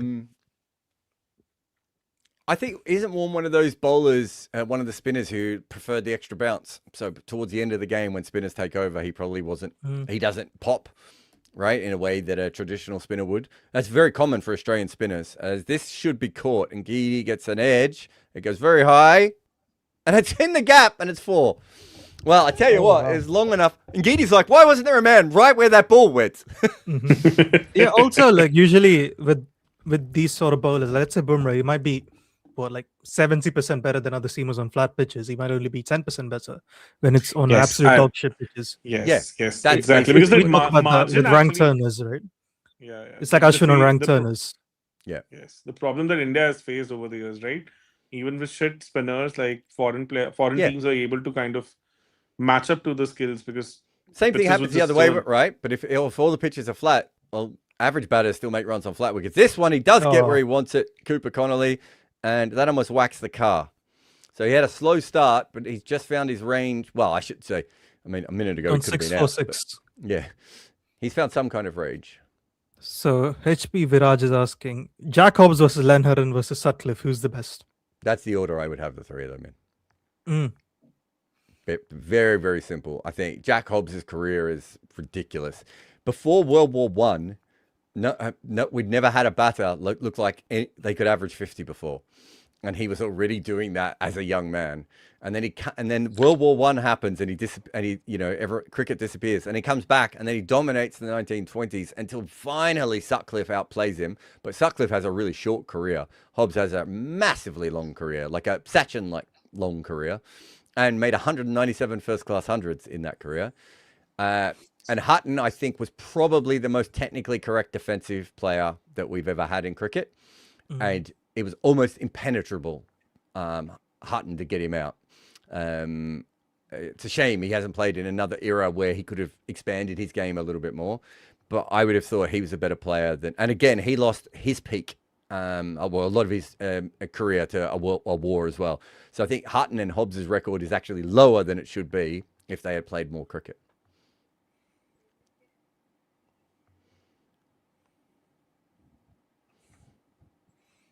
Sutcliffe's got the highest average, I think, of the three. I think Hobbs might have the lowest average, actually. Because of longevity?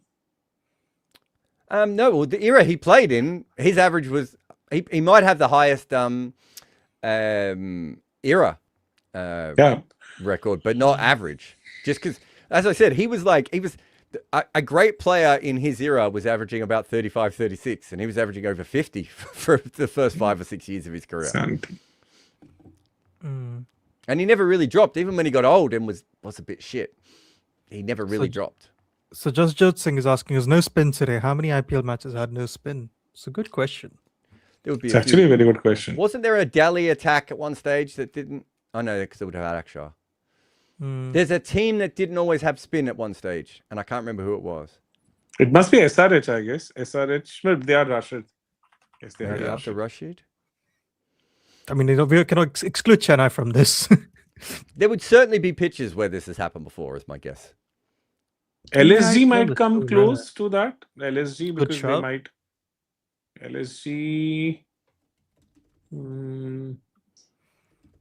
Punjab actually could have done that in Dharamshala earlier also, I would say.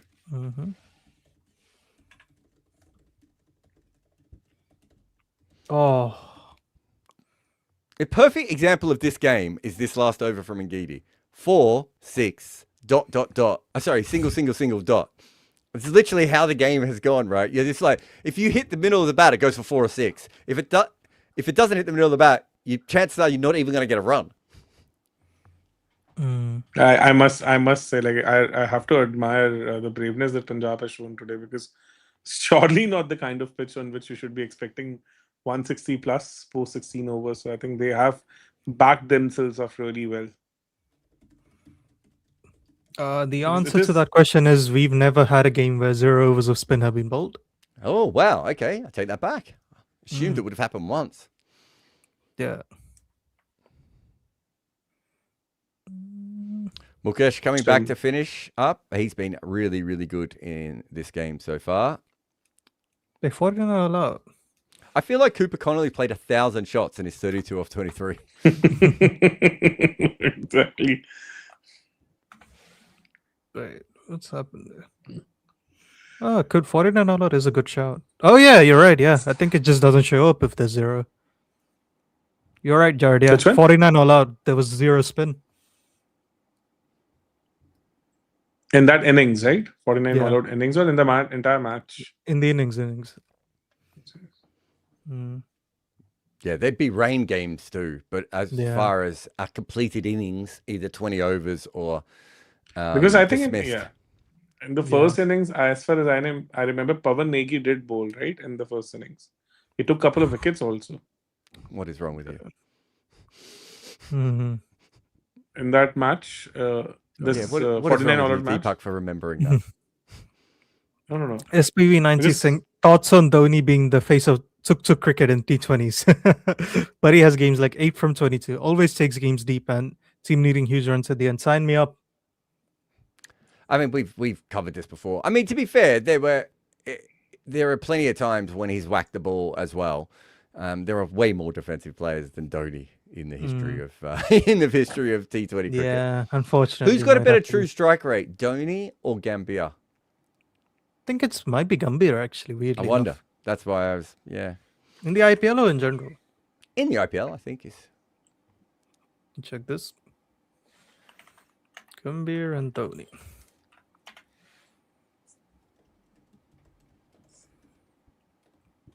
It is Gambhir, Jared. Kind of tells you everything, doesn't it? Yeah. So I was doing this small YouTube short today, like the worst releases ever by DC. Oh, okay. Give it to us. So like top 4. Who would be your top 4 then? No, I have no idea. I can barely think of who's in their team today. Varun, yours?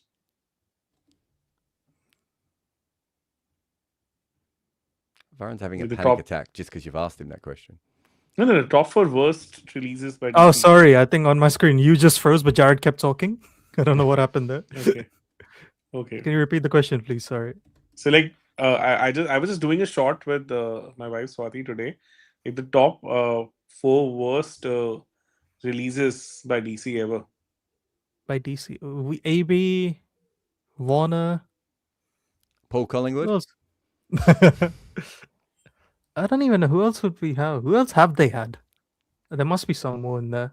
So my top 2 were then only. Like Yeah. AB was number 1, Warner number 2. Warner Number and 3 I had AB would be- Gambhir. Yeah, I was thinking Gambhir, Gambhir okay. because of captaincy. Yeah. Yeah, 2011. Mm. So considering the fact that he Russell went is on a to good win shout. Yeah. Russell, yes. Did they have Russell as well? Jesus. Yeah. Yes, they had Russell in 2012, and I think they had him till 2013, I guess, right? Yeah. I think for 13. KKR, he doesn't play a lot in the main season. He plays more in the Champions League for KKR in 2014. Mm. Now, Sehwag was done by the time they released him, so I don't mind that. Can we just give a moment here for how 1 for 31 from Mukesh Kumar. First ball went for 6, and I was like, this could get really messy really quickly. Man has bowled like a champion since that moment. And Again, this is the thing with him. Like, I think in the Indian circles, people kind of taunt him, and there's a nickname for him, Mukesh McGrath. And they say, like, whenever the pitch is doing something, he becomes unplayable because. And I think he had a decent series in South Africa also, right? I've Like, done this it's like- before on like what happens is Western spinners get made fun of and Asian seamers get made fun of. And it's like, yeah, but guys, everything is set up against them in both cases. yeah. It's like, so what do you, yes, Ashley Giles, you talked to Ashley Giles and he's like, well, Jared, do you think I wanted to bowl over the wicket into the foot marks over and over again? Of course I didn't. But they were like, we don't care about spin. We just want you to rest the quick bowlers. Paul Harris said the same thing to me, right? All these guys just want to bowl like they bowl, and they can't because of the pitches that they're on, right? Ishant Sharma was way better than anyone knew, and it took him a long time to mature. But it was like Yes. he was the only bowler with no mature seamers around him for half the time on wickets that Glenn McGrath would have struggled on at times. Yeah, Abhishek as well, by Yes. the way. Deepak for Delhi. That's the other names people are mentioning. Yeah, Abhishek. Yeah, that's a good shout. Mhm. But he also took a lot of time to develop into something massive, right? Yeah. Oh my God, Matt Havers Even- bowled some of the worst deliveries today. Yeah. And he's only 1 for 22 in 3. Oh no, I mean he's still getting seam movement, right? He's moving it around. He's looked fine on this wicket. So Amartya is asking us, how is the bowling attack of Henry, Kyle Jamieson, and Will O'Rourke and Jacob Duffy? It's really good. Yeah. I think Yes. it's incredibly good. Yeah. 3 very different kinds of bowlers delivering different, different skill sets as well. Mhm. I like him. You got 2 guys. The only problem I would say with that is Jameson, as this is whacked over cover shot. for 6 This is from short. Shreyas there. We've seen extraordinary shots and extraordinary deliveries, and not a lot of wickets on either side of it. This game Yeah, pitch. exactly. So the only problem I have with this Kiwi attack is would be, does Jameson have to bowl first change, which I think is fine because I think he did when Bolt and Southey were around. But you have to be 100% sure it's going to be as effective because the better version to have at first change is Will O'Rourke. Mm. Like Jared in 2020, like I don't have much memory of that. So like when India toured New Zealand, was it like they actually gave some very shitty pitches? Because like India didn't even have like third innings or fourth inning totals there. Like generally in New Zealand, people scored runs for fun. Like after maybe the day 2 or day 3, I would say. But like I cannot even remember like India lasted for more than a couple of sessions, even in even on those pitches. So like, what was the difference? Like, is it like they actually gave some very spicy wickets to them? Occasionally they would do that in New Zealand. Oh, we just had double Varun. I didn't even know you could do that. Robbie does that on calls all the time. If you notice, Deepak, he'll be on a call and then somehow his phone will connect to the call separate to that. And we'll just have 2. It's like he wants a second angle. He's like, this is for the wide shot. This is my close up. Cooper slugs this to the leg side and almost caught out on the boundary. Well tried. But this time around, when India is going to be in New Zealand, it'll be very strange. Have we ever seen October, November test matches in New Zealand? Is there any history of that? Didn't England play in November last time they went there? November, December. I don't know if October. October. Yeah, October. I as far as I remember, I've never seen such a thing in New Zealand. Last 30 years of viewing. I tell you this much: there's going to be some Indian players freezing their tits off. Are any of those test matches down south? You lose a testicle in that temperature. This should be caught again. It goes up, it's high, and this time it is straight to David Miller. Finally takes slower ball. When he's hit the pitch, Madhav, he's bowled really, really well. But this time it just got stuck in the wicket. It's what we've seen a lot. You can time the ball well. That is a ridiculous delivery. So that has almost landed on his toe, guys. Yeah, it's crazy.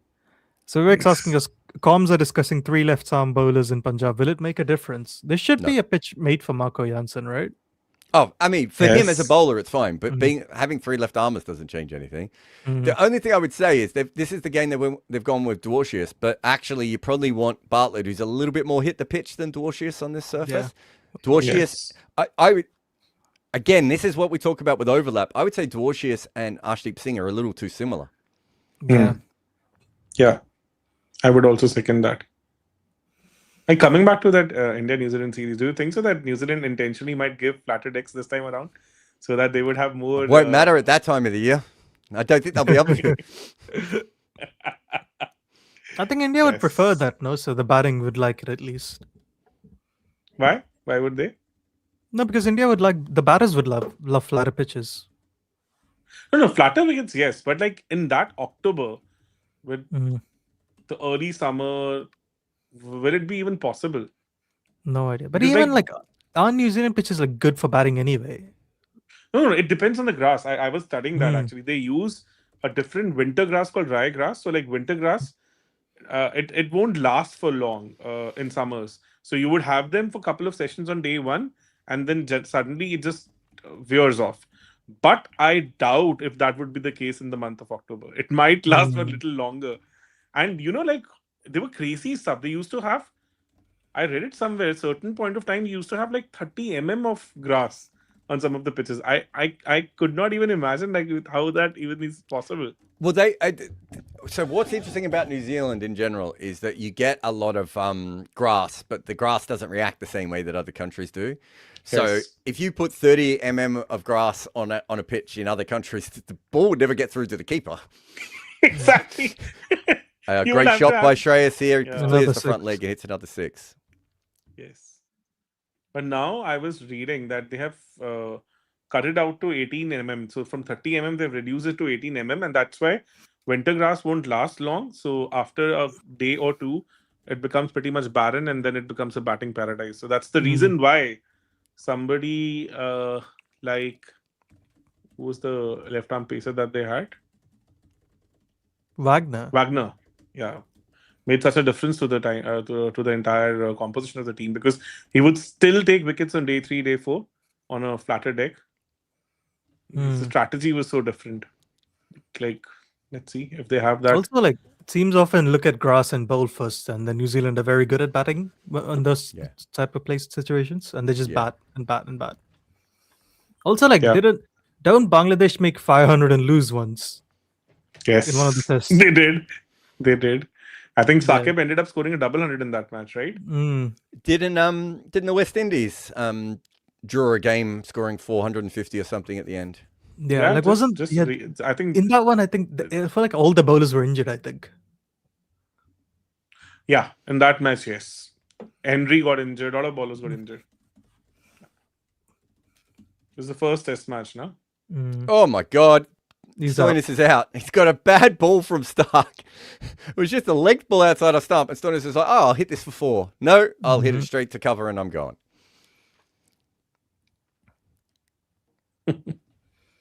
Quite a bizarre match, I would say. KL is very important for them here. Yes. Well, the way they've been batting, they're going to need an opening partnership on this wicket, is my Because guess. they have Porel today. They have Porel, Parak, and they have Smashatosh. They have Stubbs and Miller and Akshar. Yeah, it could be one of these games where even though they'll get to 200 and if they lose 2 early wickets, we're just all sitting here playing with our dicks for the rest of the game. Yeah. So, are you okay to do the first? Actually, no. I might come back. I'll do the start. Are you around at any time in the second innings, Byron? Yeah, I'll be around if I'm. I just need to finish a recording for the team, and I'll pop out and. I still have to pack my bags. Oh yeah, you're traveling tomorrow. Can I give you a tip, mate? Can you pack all the trousers that you've bought? Yeah, did that. As this ball is outside off stump, and it's out again. Oh my God! Shashank's come in. 2 balls in a row. It's not Stark is not bowling incredibly here. These are just slot balls. That might have been a slower one. I'll have to see. But it was just a length ball outside off stump. Nope. Basically the same pace as the last one. And one's gone to cover, and the other one's gone to mid off. So Jadeja or Shakib in ODI's ancestors. Ooh, both formats I took Shakib. Ooh, I would take Jadeja because he's a better bowler in tests. He's not a better bowler in ODI though, right? No, but in ODIs, I'd take Shakib, I think. I think Shakib gives you more. Shakib can bat anywhere from 4 to 7, right? In one day. And I think, and I don't think Jadeja can. And I think Shakib is probably more. I think Shakib is roughly the same level of ODI bowler. I'd have to have a look at the Shakib's better than Jadeja in ODI. I kind of felt that as well, but I didn't want to say that in case I was wrong with the numbers. No, like, but in a test match, in a test match, you would just want to win the game. If you have Jadeja in the side, you're much more likely to take 20 wickets, and you still have the world's best number 7 who can bat at number 6 if you have to. The only thing I'd counter there isn't. I think Shakib's better away from Asia than Jaddu is with the ball. Could be. Yeah, I've looked at that before. Shakib's not as great in Bangladesh as you would expect him to be. No, he's not. Yeah, and his Bangladesh numbers are not that great, but also like his away numbers can be a little misleading. Also, again, like because of the composition of the side, at certain times the batters just take more risks because they wanted to score quickly against Bangladesh, something of that sort. Yeah, so this is a full toss, and this one finally they've hit one over one of the offside fielders. Shedge comes before that he managed to score a 6 also, so we missed all that. So he missed a 6 in between. So he had tonged first ball for 6. Yes, he managed to hit one over mid wicket. Yes. What were they showing on our screens then? They did show that. We were discussing about Shakib at that time. So oh God, you're right. Sorry, I missed that. he hit the hat-trick ball for 6. Yes. So Manan Shah is asking, might be an early one, but will any of you be going to the 150th anniversary test next March? I won a public ballot for it, and I will be going. Nice. I will most probably be there. Deepak might be there as well. Varun will definitely not be there. No.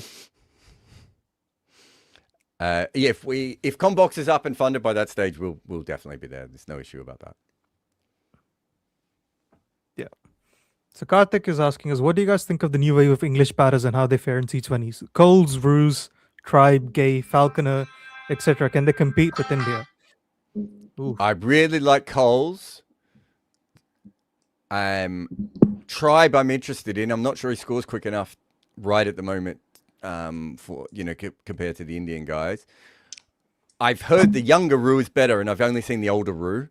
Gay I think is fantastic. Oh, Shedge has just come in and just been like, fuck it. He might have hit that one out of the park. As well. Yeah. Big swing across the line. Falconer, I don't know much about, actually. I don't see that as a lineup, based on what I've seen at the moment, is going to be like at an Indian level of scoring fast. So a lot of good players in that list you've put in there. I'll tell you what, better names. You like their names? Yeah. Falconer? Yeah. Gay? Tribe? Good. Falconer is an amazing name. Yeah.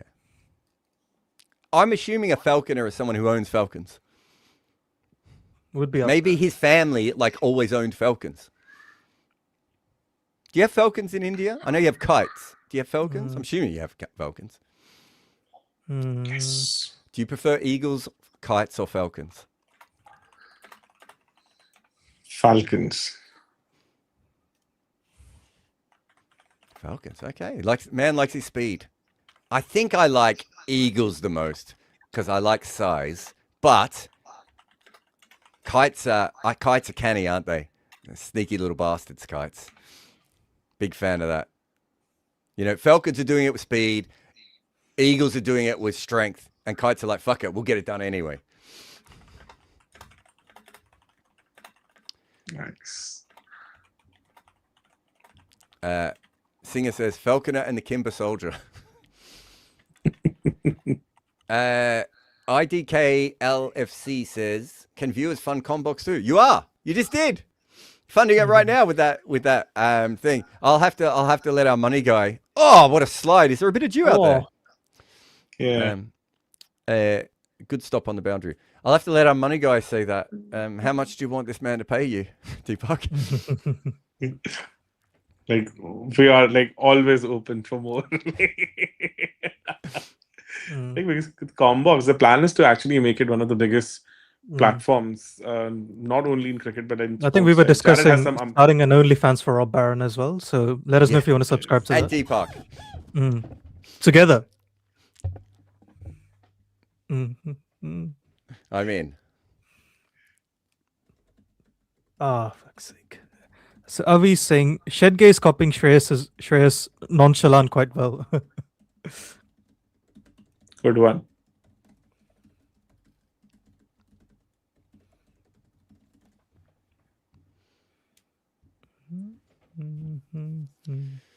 So I'll be leaving tonight, actually, Jared. So don't forget your trousers. I've packed them all of them. You know about this story. Don't forget your suitcase. I feel like I've heard this story. Where he bought trousers, took them to the shop to be fixed for a trip for Combox, and then left them there. Yes, I think I was. So he didn't just buy the trousers. He bought the trousers, then he had the trousers fixed, and then forgot them. Because like he told me, but the tailor needed a couple of hours, so I just thought that I'll pick it on my way to. And a week later, you got them back. 3 weeks later. Saikaran is asking the important questions here. Who will be on top, Deepak or Rob? Oh, definitely Rob. I love Deepak, but he's the little spoon in that situation, isn't he? Rob's a big spoon. Yeah, I can see it. Yes. It's such a strange innings, nah? It just never looked like they got any momentum, but still they managed to score more than 200. So like, see, finally people can't say this was a flat pitch and they make 200 on it. Yeah, this is not a flat pitch. By any means. Surely not a flat pitch. This might be the example of what modern T20 cricket is, right? Because they've got to this score because every time a ball has been bad, they've managed to hit it for 6. All the good balls, they've still missed. No, even the good balls are going for 6. There was a Connolly 6 which seemed like 0.7 degrees or something. Yeah. A good length. But a lot of the good balls, they just missed. Yeah, definitely agree with you. But like, Jared, do you think so? Like, with this kind of an intent, even things would change in Test cricket going forward? I think what Test batters can learn. So I think what Test batters could do is do the same thing for balls that don't move a lot. Yeah. I think when it comes down to it, the red ball just moves more for longer. The red ball just moves a lot more, unfortunately. Yeah. So also, just little things, right? It keeps harder. So when the white ball could go too soft, but actually what you really want to do with a white ball is you want to hit it for 4 or 6 a couple of times early on, get it softish so it stops seaming and swinging, and then you can just handle it from then on in. And even when it spins, it'll spin a little bit slower, right? Red balls just stay harder for longer. SG maybe is the only one that doesn't. SG still seems to go a little bit soft. Kookaburra used to have that problem, doesn't seem to have it anymore. And this that's whacked out to deep mid wicket, and they're going to get 4. I think you might have touched the rope there. Yes. It's just hard to make the red ball soft. Now, can we send out Suryavanshi and Abhishek Sharma and see if they can soften the ball? Yeah, but Sehwag used to do that, right? Yeah, but do it from both ends. Yeah. Sehwag did it with Wasim Jaffer and Akash Chopra at the other end. They were making the ball actively harder. But then he had Gambhir also. Two of my right? friends, by the way, lovely people, but you know. So Punjab make 210. Punjab make 210. We'll be back here in 10 minutes on Combox, where you can give all your money to Deepak, and or as we know him here today, the Little Spoon. We'll see you in 10 minutes. We'll see you in minutes. Cricket has never finished at the close of play. It lives in the arguments, the memories, the comment sections. Cricket makes you talk. Combox is entering that chat.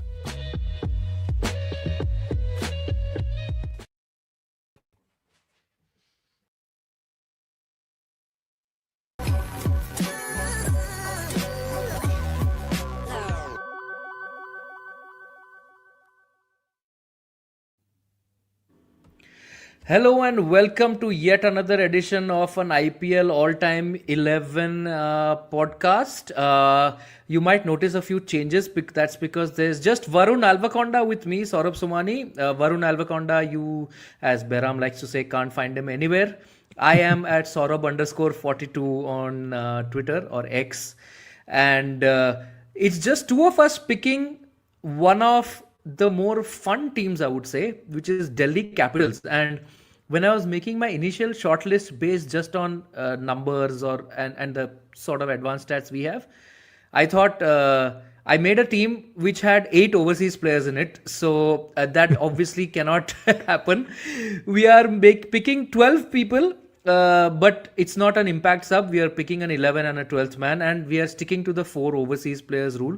And they have to have played at least 15 games for Delhi, either in their Daredevils or Capitals avatar, whatever it is. They have to have played at least 15 games, which is why actually one of the guys who's not eligible is KL Rahul. He's played only 14.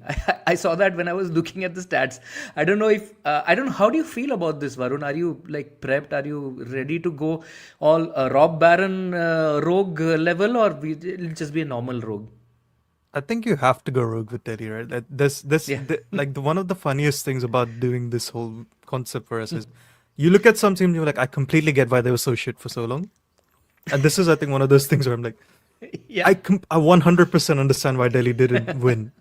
Right? Yeah. Like, even with RCB, you're like, okay, they should have won one accidentally. Even Punjab, I felt that. With Delhi, I'm like, these guys should never have won anything. Yeah. Yeah, and it's like you look at some of their best performers and you see that they've played like 30 matches, 35 matches, and you're like, why haven't they played more? That is a story in itself. It's like, old Delhi was if they had stuck with their like early Delhi squad, they probably win one, but they just let go of everyone. Right? Yeah.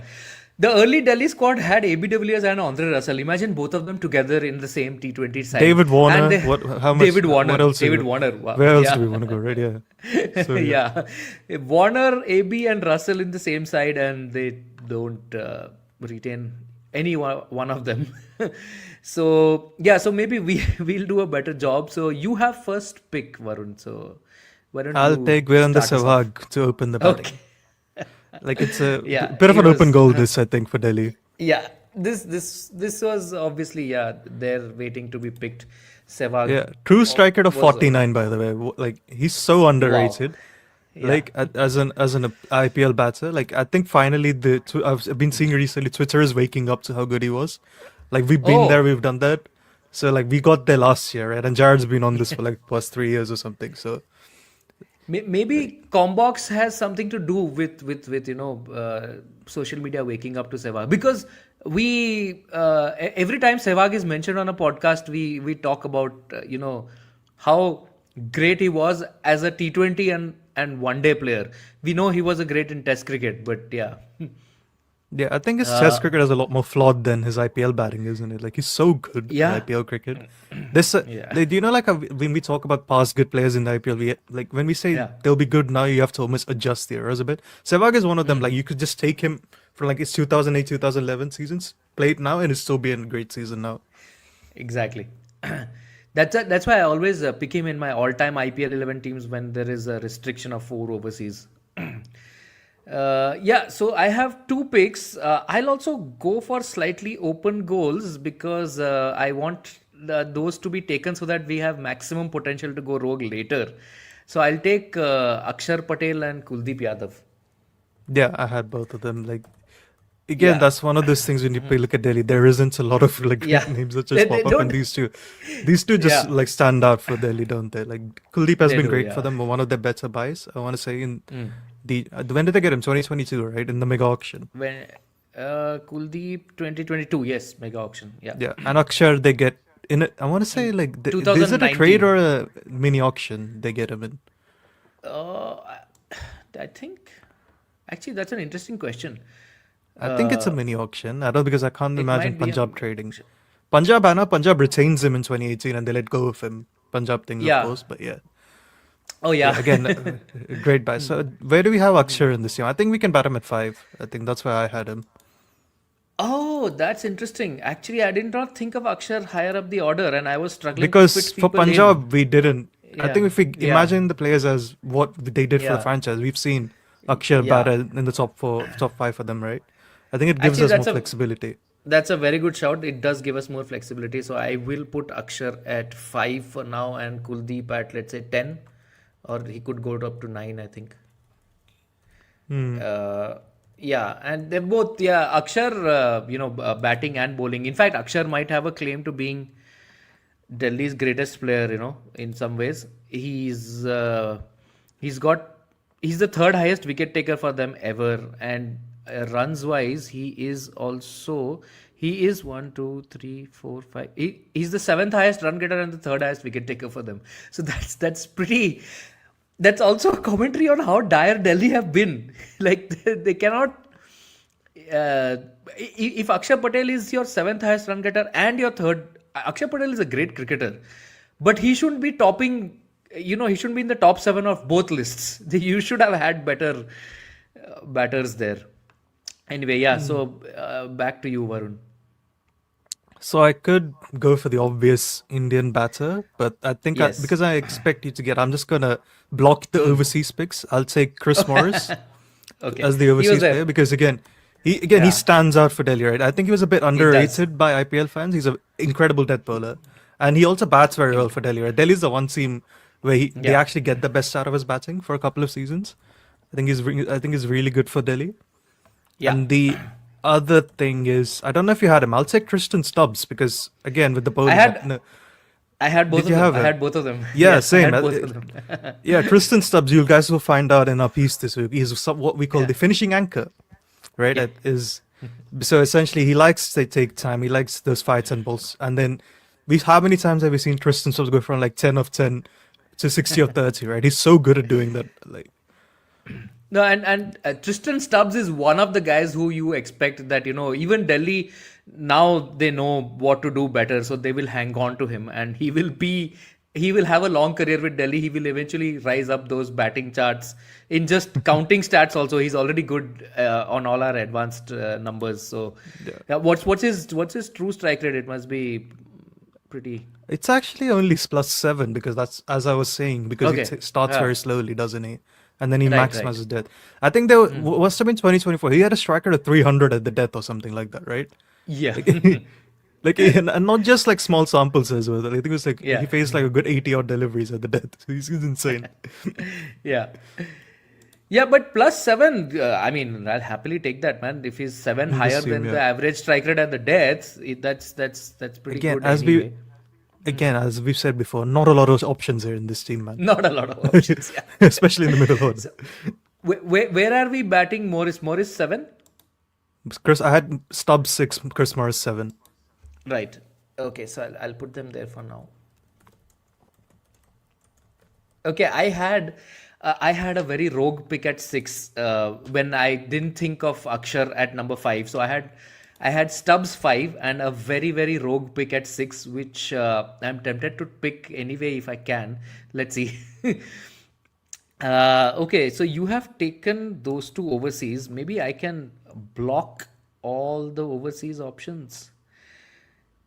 Okay, I will do my one rogue overseas pick. It's not exactly rogue, but he has played only, I'll tell you how many matches he has played for Delhi. He has played, I think, only 19 games for Delhi, so he just about qualifies. Yeah, No, he has played 23 games for Delhi. I am picking Kevin Peterson. I initially had him. He's in my Okay. short list, I think, yeah. Okay. I think once we did this team, I'll tell you why I went away from him as well. Okay. So, yeah. Okay. But now he I've was really taken good. him. Yeah. Yeah. So I'm putting him in at 4 for now. That's or 3. Do you More want than him at fair. 3 or 4? Yeah, I think either or works. I don't think it really Okay, for now matters, does it? I've just put him at 4. And second pick. Okay, I'll just take the obvious one again. I'll go Rishabh Pant for Yeah, Delhi. I think that makes sense. Yeah. Like, Yeah, he I mean, had to it be there. sorts Like, out Delhi's the- Rishabh Pant was, when he started, Yeah. how good was Rishabh Pant? What I'd do to get that Rishabh Pant back, man. That was the Rishabh Pant we all wanted, yeah. Like, such a shame. Like, this is one of the things where, like, do you remember, like, Sanju Samson fans who were really upset that, like, why is Pant Yeah. getting picked? Go back and look at how good Rishabh Pant was from 2016 to 2019 in Yes. the IPL. I wouldn't have picked Sanju Samson ahead of that Rishabh Pant, right? Obviously, Sanju clears him post-COVID. Like, there's no competition there in the IPL, but yeah.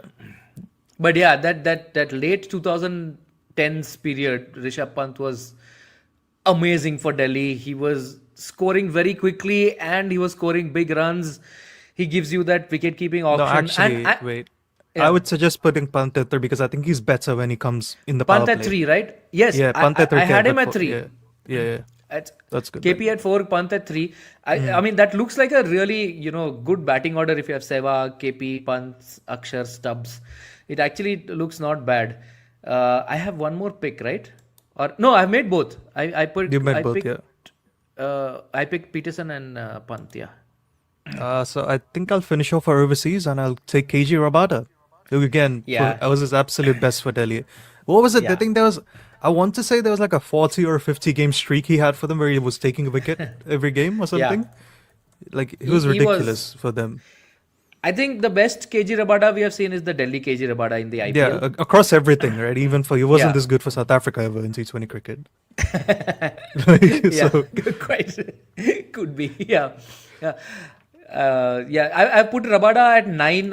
He's obviously bat ahead of Kuldeep Yadav, I think. So I'd imagine so. Yes. yeah. Yeah. Okay, so that overseas. Okay, so you obviously had a different overseas pick than Kevin Peterson, but these are the exact 4 I had. So you have, So one of the reasons I was thinking of I wanted to go all in on the bowlers, right? Because I looked at the Delhi's batting and I'm like, there isn't enough batting for me to go all in on heavy on the batting. So it's better for us to outbowl every single team. So it's why if you look at it, I had Morne Morkel as my 4th overseas pick. So you just blast the teams away with the bowling. Okay. Okay. Morne Morkel was in my very strong consideration set, but I just liked what KP had done with Delhi. I saw that century that he had hit for Delhi, and I thought that was like one of the underrated IPL classics. Plus, he was generally, even when Delhi, there was one season, I think 2014, where there were lots of seasons where Delhi finished bottom, but 2014 or 15 they were quite dire. But Peterson was this was after his England exile. He was still good for them in that dire season. So I was just looking at all that, and Morne, I think, played just that one season for them. We love the game, but we love the stories. Fans have stories.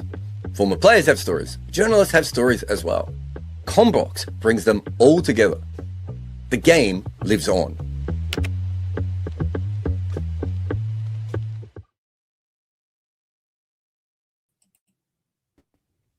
Welcome back to Combox. Jared and Varun with you. I don't know if Deepak is around. I don't know if Rob's around today, actually, either. But we're around. Yeah, We're he'll here. join in 15 minutes.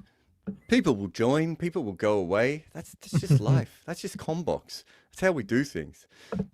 Fascinating, batshit crazy innings, if we're being honest, to start this game. We had a situation where it looked like Punjab were going to make 9,000 runs, but the ball was seaming violently all the way through. And then, I've lost my numbers. I think Priyansh Arya was 48 off 20 balls, and then he scored 8 from his next 13. I can't actually read my notes. I think that's what it says. I think it was 13 and a 15 as well at one point. Yeah, he just absolutely got stuck in there as well. Shashank has been subbed out. So he made a golden duck, and he's gone. So, whoops. Understandable. Mukesh Kumar, who bowled fantastically on a wicket that was seaming, he's also been subbed out. So it's some random figures. Stark's got 2 for 57 off 4. He's lucky to get those 2 wickets. Akib Nabi bowled the greatest none for 32 we've ever seen. Mukesh Kumar bowled a sensational 1 for 31. Lungi Ngidi went for 46 runs. And Madhav Tiwari ended up with 2 for 40. At one stage, his figures were really, really good. But he bowled some of the worst deliveries we've ever seen as well. No spin bowled so far. Plenty of seam movement, plenty of bounce, plenty of carry for sixes and for the deliveries. Have I missed anything, Varun? That seems to have summed it up. Cool. Let's go home.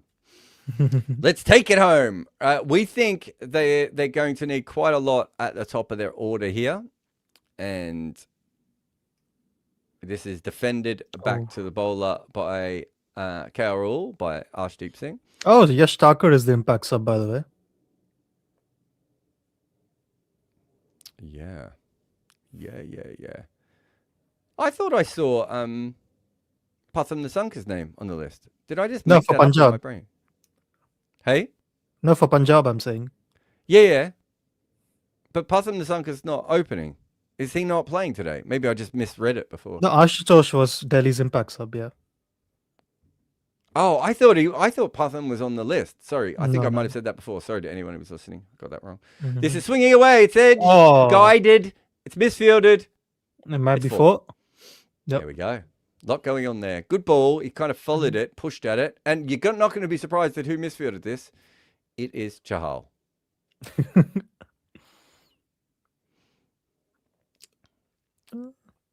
Where are we here? Yeah, I must have just misread that before. I thought I went through. So KL this season versus pace has been fun, Jared. Like this might be the only time I've seen someone have a great pace hitting season without hitting good length or back of the length.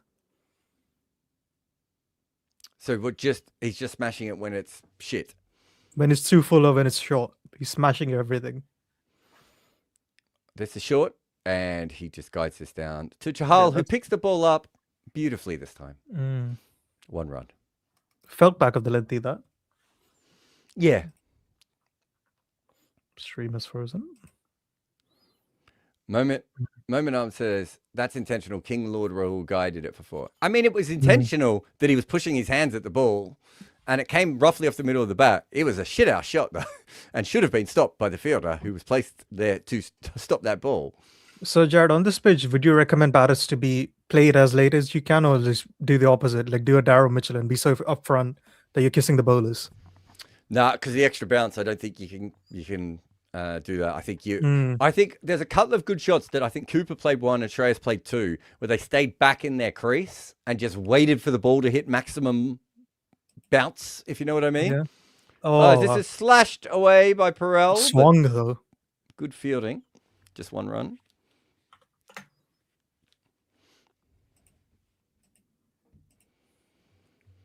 Yeah, today was consistently high bounce. Yeah. I just think if you're trying to get on top of that, you're in trouble. If you look at the sort of some of the shots that sort of spooned up in the air, it was mostly when people were trying to come forward. Whereas you can stay back and almost flat bat some of these balls.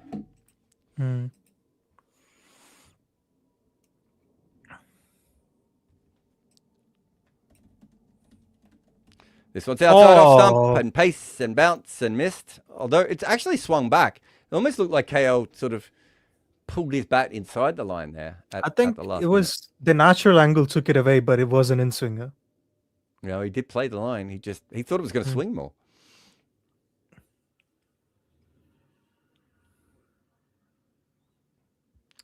Where are we here? So, certainly a slower start. If I'm not mistaken, they made 22 off the first over, Punjab. Is that right? Down leg side, this is a leading edge, and it goes up to mid-on, and there's no run. So, 6 runs off the first over. They are, if we are doing this like a heavyweight boxing competition, 14 runs behind already. No, 16 runs behind. Yeah.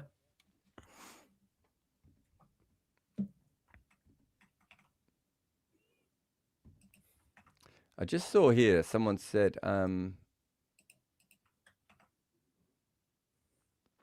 someone's having a go at our scorecard. Our scorecard's great. Oh, it's got Shreyas Rahul instead of KL Rahul. Oh. Okay. Scorecard's sensational. No, there's lots of little things. Remember, we're still, this is still all news for us, so we've had to get our people in. But someone else said, who's going to be the MVP of this season? I mean, his name is Lokesh Rahul, though. Yeah. Yeah, so... it has to be Bhuvi Kumar at the moment, doesn't it? Yeah. Oh, so he's saying it has 7 balls. Yeah, sometimes these things happen. Oh. Happens on the main broadcast too. Remember, it's actually for these companies, and I say this for the TV companies as well. There was one the other day where the TV broadcast had an issue. They're trying to do it in real time, and sometimes you get little issues and stuff coming up.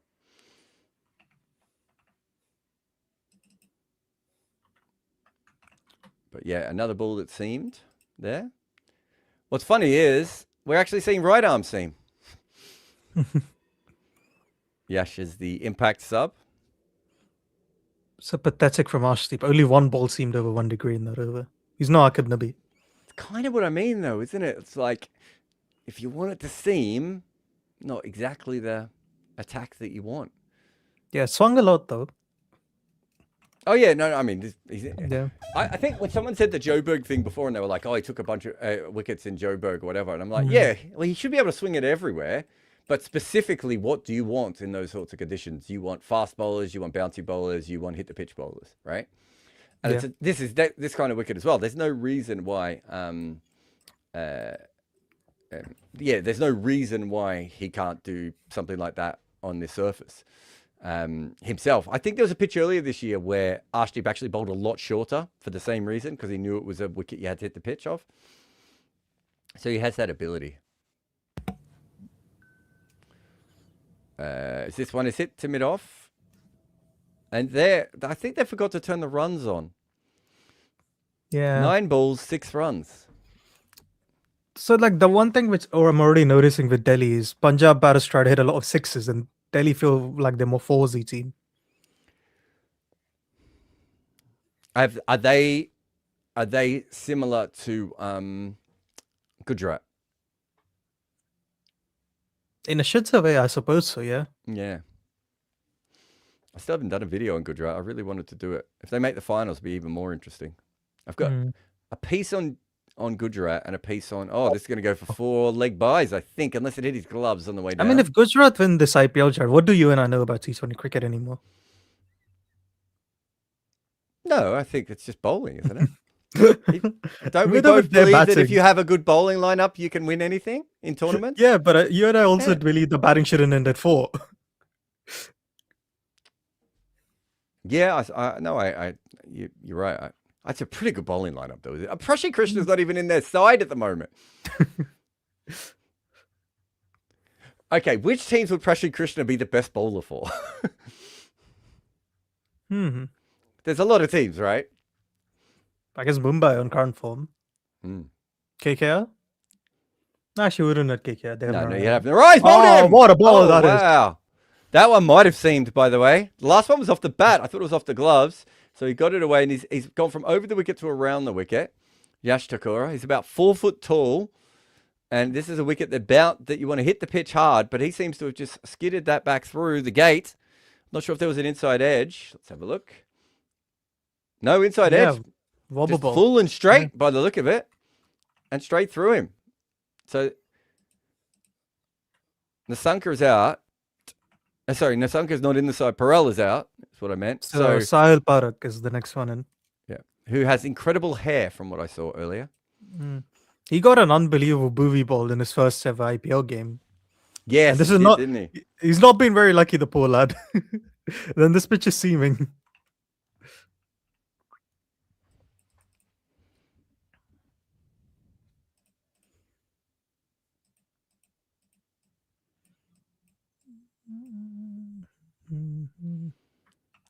Did that seam, that last one? Have we got the details through? No, it's not come through yet. I'll let you know. It was very full. It was very full. Didn't Nasanka make runs last game, or was it the game before? Yeah, one of them he's been good at making like these 40s. He's not converted them. Yeah, maybe that's right. I'm trying to remember. It I mean, hasn't also, seemed, Jared. they are didn't seem, did it? I didn't No. think it did.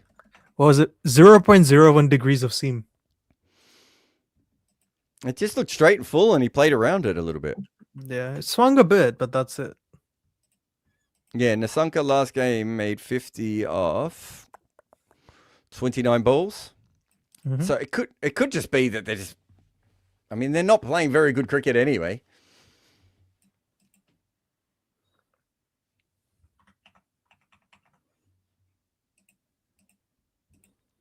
These things happen. Oh, they're saying 0.6 degrees. Oh, I must not have done it correctly.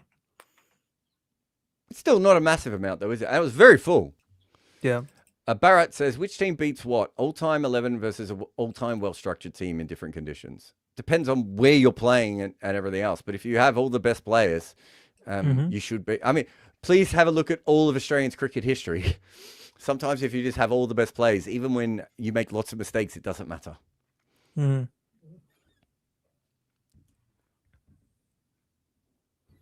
What even would an all-time well-structured team be? I was thinking that as well. Like it's a weird one. I guess if he means like if we do what all the former cricketers do and have like Callis 6 and Sangha keeping 7, that sort of teams versus like a very well-structured position-wise teams, which would win.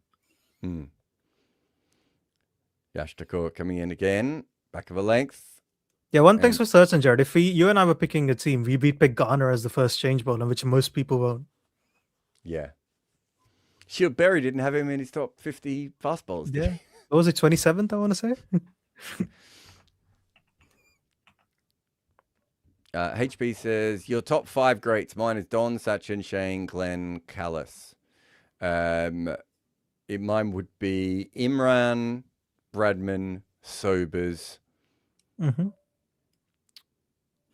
Imran, Bradman, Sobers. Oh, I don't know where I'd go on 4 and 5. Maybe Callis again. Callis maybe. Yeah. And then I don't mind McGrath there. I was going to say then maybe McGrath. Yeah, I wouldn't count Sachin. He's a batter. I don't have Sachin far back. Yeah, all batters are not great cricketers for me. But you'd have Sachin over like Marshall. Or Garner. Maybe. Or Murali, probably. I don't know if I'd have him over Murali. Actually, yeah, maybe you wouldn't. Maybe you wouldn't have him Murali. See, Marshall, Garner I can understand, like, because longevity and sample size. Andy has Bumrah over McGrath. Not yet. No, not yet. No, I mean, it could happen, but it certainly hasn't happened yet. And I this think is he's a better older ball over the bowler top than from McGrath. KL for 4. I think he's a better older ball bowler than McGrath is. Oh, yeah. Although McGrath, the thing with McGrath is we always go on and on about how great Bumrah is with the old ball. I'm pretty sure McGrath was great with the old ball too. Yeah. It's just that McGrath's so much better than Bumrah is with the new ball. Yeah. The big difference between them, if you're looking at like great players, is Bumrah, by the time Bumrah has impact on the game is already sort of gone somewhere. By the time McGrath's had an impact on the game, he might have already won it. That's the biggest difference with McGrath. It's why he's so important compared to anyone else. He really is the best new ball bowler we've ever seen. Top edge straight up in the air. Should be safe. No! Oh, it's dropped! Oh, it's out. Marco! Oh, no, they're celebrating. He's got it. Did he? What was on the ground then? Him. Oh, he did. No, it's fine. There's so many moving parts to Marco Janssen that maybe it looked like some of them had come off there, but he's managed to catch it. It's a good effort from slip. I'm not sure why the keeper didn't go back and take that. Indeed. But Arshdeep's come in, back of a length ball, and KL's tried to just clip it off his pads. It got a leading edge, extra bounce. And for some reason, Marco's just waved the keeper off. He's just said to Prab, I don't need you here. It's crazy. I'm surprised they actually held on. Good catch, though, in the end. Yeah. Barron will be happy. Arjun says, hipster nonsense. Yeah, let me pick Peter Siddle over Sachin because he's bowler. We said Murali over Sachin. not Peter Siddle. I'd say the greatest bowlers I think are better cricketers than greatest batters are. I'm more than happy with saying that. Yeah. In Test cricket specifically. Test cricket, absolutely, yeah. You'd much rather have bowlers. Mm. It's not the same thing, Arjun. If you think Murali is the only man who's ever taken 800 wickets, and he's an absolute. How is not the great same everywhere. thing? Yeah, it's not the same thing as Peter Siddle. That is not the same thing. Peter Siddle averaged 30 with the ball. Finally, we got the right answer here. Mukesh McGrath over everyone. We also oh wait, I got the wrong. Unknown Nobody says DC all out for 400. That's what we were saying before. It kind of felt like the kind of game where they got too many runs, and then there was every chance this was going to be a terrible innings. I think I might have said that. Did I at the end of the innings? There was a big chance of this happening. It's just because of the way the pitch is. Realistically, when did they lose their third wicket, Punjab? 15th over? That was a while, yeah. Right? You shouldn't really be losing your third wicket in the 15th over on a pitch like this. So Andy's saying, isn't Bumrah more well-rounded than McGrath is? No, probably because not. Bumrah is much worse than McGrath is with the new ball. The one thing I like about Bumrah specifically is that that he's a strike bowler with the older ball, and if you it's Bumrah compared so as Varun was saying before, if you look at Joel Garner, the reason we rate Joel Garner so high is it's actually very hard to find another bowler like Joel Garner ever in the history of cricket who's that good without the new ball. So it's much harder. So Bumrah and Joel Garner are much rarer than McGrath, right? But the problem is that McGrath is still, even in a sport with so many people who are good with the new ball, he's so much better with the new ball than anyone else. And he's still great with the old ball. I don't know if we have all of his numbers. Rob Barron's here, maybe. Here he is. Of course he is. How's it going? Oh. Well, this is going to be shit now, isn't it? This game? Yeah. I think we've done today, Robin, the Watchalong is talk about Test cricket. Oh, nice. Okay. I'll play. No, World Cups as well. 2 different World Cups, I think. I mean, it's one of the weirdest pitches and the most confusing pitches I've ever seen. Yeah. And it's play and miss or 6. I'm wearing the Audio Technica ATH M50X, I want to say. That's exactly what we were hoping you would say. Now what headphones I'm wearing. All right. Someone actually asked that. Yeah. They might want headphones. It's just because you look hot. That's what it is. They've called Yashin from the wilderness. Yeah, he's done well. Ooh. Gets pumped over long off for 6. What a shot that is. As Varun finished his sentence. Sahil! Is that his first runs in the IPL?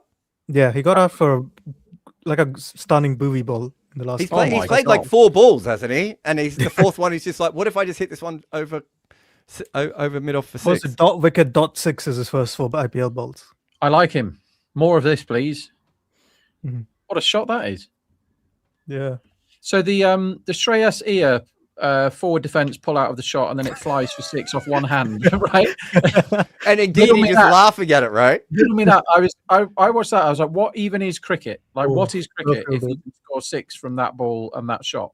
Because he was like, oh, that ball's completely done me. I'm not going to play any shot. I'm just going to block it into the floor. And then the camera pans back and it's gone over long on for 6. I just don't understand. I don't understand cricket at all.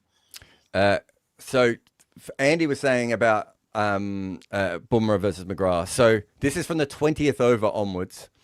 From the 20th over to the 80th over in Test match cricket, Bumrah averages 19.3, which is just ridiculous, right? What do you think McGrath's average is in that period? 23. 20.3. It's almost the same. Wow. Yeah, I think if you look at career, it would be slightly high because 90s he wasn't as good, right? McGrath? Yeah. Well, some of that includes when he was over the hill, though, and he was bowling. No, but he was Rob's pace. He was always good, though. He was always good in the 2000s, no? 7 miles an hour. That's my. Stubbs has caught up. He's a runner ball 4 off 4. Hey. He will be 10 off 10. We know that. Maybe 11 off 10 if he's really going for it. If you look at it just from 40th over onwards, Bumrah averages 18.8. Okay.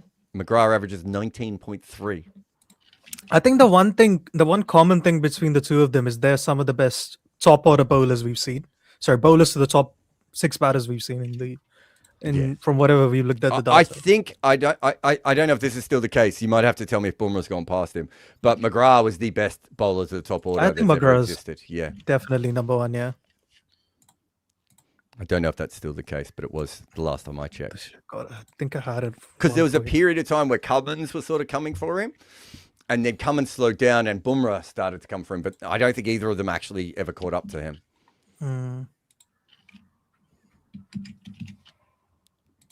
It's gonna check this. Must have it somewhere.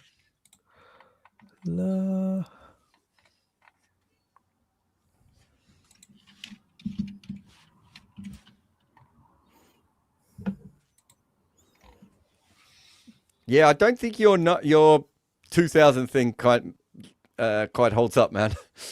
This is defended, squirted even. So back when we had the Crickris thing, I think I remember. I think I looked this up. Then Bumrah was averaging like 22-ish versus the top 7. McGrath's like 24 versus the tail. It's like 11 for Bumrah and 12.5 for McGrath. So McGrath in his first 8 tests averages 45, right? Then from 1995 until 2000, he doesn't have a year he averages over 24. In the year 2000, he took 39 wickets at 15.5. He doesn't really have a bad year, to be fair, until 2006, where he's almost... Oh, no, sorry, 2003. He doesn't... that was when he was coming back from injury. He only played a couple of games. Sliced over the offside again by Sahil. I know I like doesn't he average like 20 in the 2000s or something? McGrath? Yeah.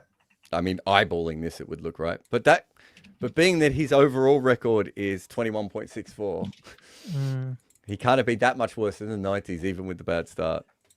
You know what the best thing with him is, and I don't know what Bumrah's record would be as well, but McGrath was much better at home, away than he was at home. So a lot of Lords, though, right? He was pretty good at Lords. Him just bashing England all the time. Also, Australian pitches are flat. Yeah, really flat. That's why I was surprised by the middle over numbers, because I would have thought in Australia, that's the worst time to bowl, right?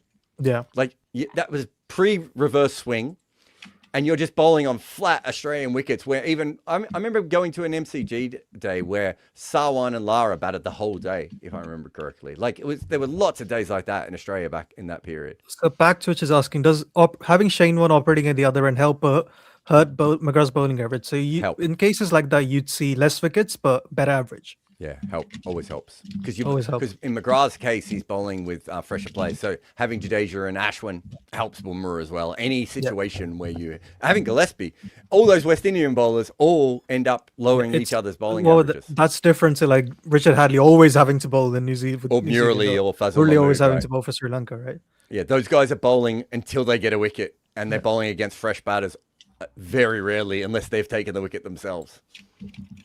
Yeah. Third over for Arshdeep, eh? They don't do that very often. So Amu's asking, did McGrath have a Yorker or a slow ball? He has a good Yorker, doesn't he? I know he has a nasty bouncer as well. After Ghana, McGrath was thought to have the best Yorker of the early part of limited overs cricket. Slower ball, he had a decent cutter, but didn't need it that much, to be fair. But he had a very good split finger slower ball for a little while, didn't he, Rob? So he did. I mean, he had lots more tricks than he was given credit for, I think, McGrath, because he was, his poster says that all he does is bowl the same ball over and over and over again, but he didn't really, did he? No. So Abu Christopher is saying Kapil is underrated for this reason. This is actually not true. We looked this up, right? Imran and Richard Hadley bowl more overs per match than Kapil does. Yeah, but Kapil still had the same problem, I think, was what he's saying of, this is caught! Chahal! Chahal's going to catch for Punjab! I didn't even know you were allowed to do that! That is 5 bell rings because Chahal has caught a catch, right? He hasn't got a stomach, but he used his stomach to catch it, right? Because he didn't catch it properly because he's Chahal, but he kind of just sort of gathered it like it was a really precious baby into his midriff. Right, watch. He doesn't. Oh catch my God! It lands here, right? It lands I didn't here, see that.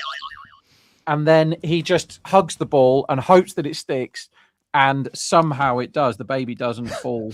Look at Arshdeep, like literally mocking him. He's just taking a catch off Arshdeep, and Arshdeep is mocking him. Like, even when he catches it, it's like, why don't you just catch it with your hand, you idiot? But yeah, fair enough. I mean, that is the absolute. I mean, Parak can really feel very, very unlucky there, because it's a legitimate tactic when you're batting to aim at Chahal, and he's aimed it at him, and that is very good comment. The ball caught Chahal. Yes, it did. It would have been really funny if that had a bit more pace on it. It would have hit Chahal and sent him over the rope for 6. And then what happened? Then what's the rule? Abbe says Marshall is better than both. Stop glazing both. I think all three of them are pretty similar. The one thing I would give McGrath and Bumrah is that they're much better in all formats. Marshall drops off massively in ODI cricket. Yeah, I think one of the reasons I also probably held Bumrah back behind, let's say, McGrath or Garner or Wasim in ODI cricket is the new ball bowling. So say that again, sorry? Sorry, the one reason, if you look at ODI cricket as well, one of the reasons I don't rate Bumrah maybe as high as Wasim, McGrath or Garner is because of the new ball bowling. Yeah. Oh. Was that off the pad? That's rubbish cricket from everybody. Including the umpire, I think. It's first ball to a new bat. It's wide down the leg side. It's hit the pad. The keeper's missed it. Everyone's falling on the floor, and the umpire gives it wide. And I think they run a bye. Prep says, guys, describe your favorite team losing, heartbreak, and how emotional you were. Mine is 2003 World Cup final, 2019 semi-final. You can't have 3. Yeah, you're allowed 1. Yeah. Can't ask one question and give 3 answers.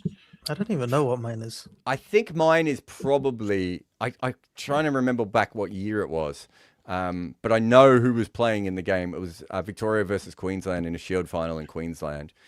And there was I think Klinger was caught off one that bounced about 4 meters in front of the slip cord. And to be fair, as a Victorian, we can't complain because we did that all the time in Victoria. But I just remember that game. For whatever reason, we really convinced ourselves that Victoria was finally going to be good in our era because they never had been. And then they just shit the bed and it didn't work. And so that would probably be the one. I just remember me and my friends being so depressed after that game. Klinger never made a run for Victoria, Rob. I'd have to go back and have a look at it, but I reckon he averages 24 for Victoria over 10 years. Goes to South Australia first year, averages 50. He was a complete run machine in both the early Big Bash for Perth, wasn't he? Yep. And then for who was it in the Blast? Yeah, I think so. One of the unfashionable teams. What's your heartbreak, Rob? In cricket, I'm a bad fan because I've the only team that I would say that I've supported properly, as in followed them places and gone and watched a lot, is England, really. And I kind of know what to expect from England, and I've never been that gutted when England lost. I went to the 0-5 loss in Australia in the Ashes, and whilst it was disappointing, I can't say I was emotional or heartbroken. I just thought it was quite funny how shit we were. I don't really get like that. When I was a kid, if England got knocked out of the World Cup at football, I'd be really upset. That kind of thing. But cricket has never had that for me. I've always found cricket a very funny and silly sport, so it doesn't affect me emotionally like that. Also, when you constantly bet on everything, you totally lose any sort of care about which teams which ones you like. I just want them to make me money at all times, and I don't care how that happens. And a very similar thing happens when you're in the media as well. I remember God, who was it? It was someone I'd been working with for ages. Might have been Ian Bell. Ian Bell had the huge 2013 Ashes, right? Yeah. And I'd work with him all the way through. So I was doing videos with him once a week, right? And got to know him really, really well. And then Australia wins the 2013-2014 Ashes, and I'm still working with Belly, right? And things are not going well. So Ian Bell's gone from the best batter 6 months earlier to the whole team not making any runs. And so you end up living that. And so you don't even feel the games in the same way because, you've got friends who are doing well or not doing well, or, you end up talking about your agendas more, or the article you've got it coming up next, or I've got an interview with this person and this person keeps failing and I can't put it out. Yeah, I'm a full-time gambler. I'm not somebody that gets. I used to really like Hampshire when a mate of mine played for them and they had won and everything. But if Hampshire lost, I didn't care, right? Like, it doesn't affect me. Oh, Marco's here. We said this might be a pitch for him. First ball, angled in, bounces, moves away, missed. Yeah, so for me, it's probably I would say, yeah, I'd agree with this. The 23 final was a bit sad, and the 2019 semi-final was bad as well. Even in 2019, it was a bad year as a Dhoni fan, because it's like Chennai lose by 1 run, and then he gets run out in the semi-finals. It was an amazing throw from Guptill. Amazing throw. An amazing throw. Who didn't really bat in that whole World Cup, but did a great throw and a great catch. Probably the best catch of that tournament that no one ever shows, and him and Cottrell, wasn't it? The two amazing ones, and he also did an amazing throw to run Stokes out in the final, but it hit the bat and was wrong to give him 6, and then England won the World Cup. But I went to both days of that semi-final. I was living in Spain at the time and flew back to watch the semis and the final in England, and we couldn't really believe that because Aksha. 6-second ball down the ground, if you don't mind, umpire. That's his first good shot of this IPL. Comfortably. And that is a great shot, to be fair. Can I just put this up? Sean says, as a South African, every World Cup. Poor bastards. Gian Dad says, Chahal 1, Shashank and Curran 0. Imagine being outfielded by Yuzi Chahal. By his belly button. Lucky he's got an innie, because if he had an outie, he would have dropped that. Yeah. That's what you call a bad catch. If there is such a thing as a bad catch, that was a bad catch, because he didn't really catch it. It just stayed around his person long enough for the other guy to be out. What's Aksar's job here? Is he fighting the fire, or is he just blazing and hope they can get back somewhere? I think they should just NRR farm now. I don't think they'll win. Why go for run rate when you're Delhi? You got to win. Oh yeah, that's a good point as well. What are they even showing here?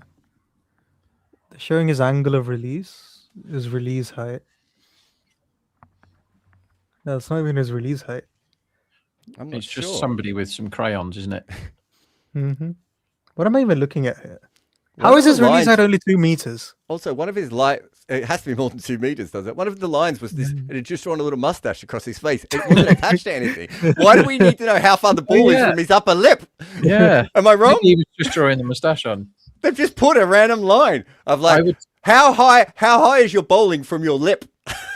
I would turn him into a giraffe if I was doing that. So Stubbs is 7 of 11. He's showing some range at least. Well, when he hits this ball for 4, it's going to be 11 off 12, and then he's in very. He's going to end up with an 80 off 35 anyway. So it doesn't matter. 13 of 12, which is a very Stubbs score. Ooh. Oh, never mind. He's continuing.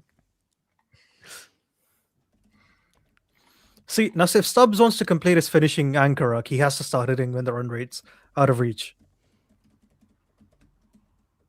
Is Miller playing? Miller is playing in this team as well, isn't he? Yep. And Ashutosh is playing too. I suppose you can't have Stubbs and Miller doing the exact same thing in this chase. I mean, we know they will. Can't you? I mean, at the same time, that would just be too silly. That is one where you just fast forward 3 overs.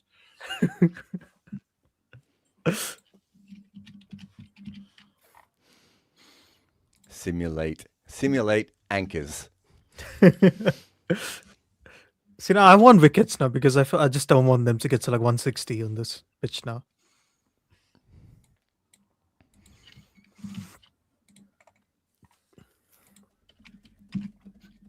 No, but like you take like a 25-15 from Akshar now, right? All you need to do is delay Miller for a bit. Yeah, it's such a weird role, isn't it? It's just delay a better player coming in, please. That's what your job is. Yeah. It's a bit like such a silly sport.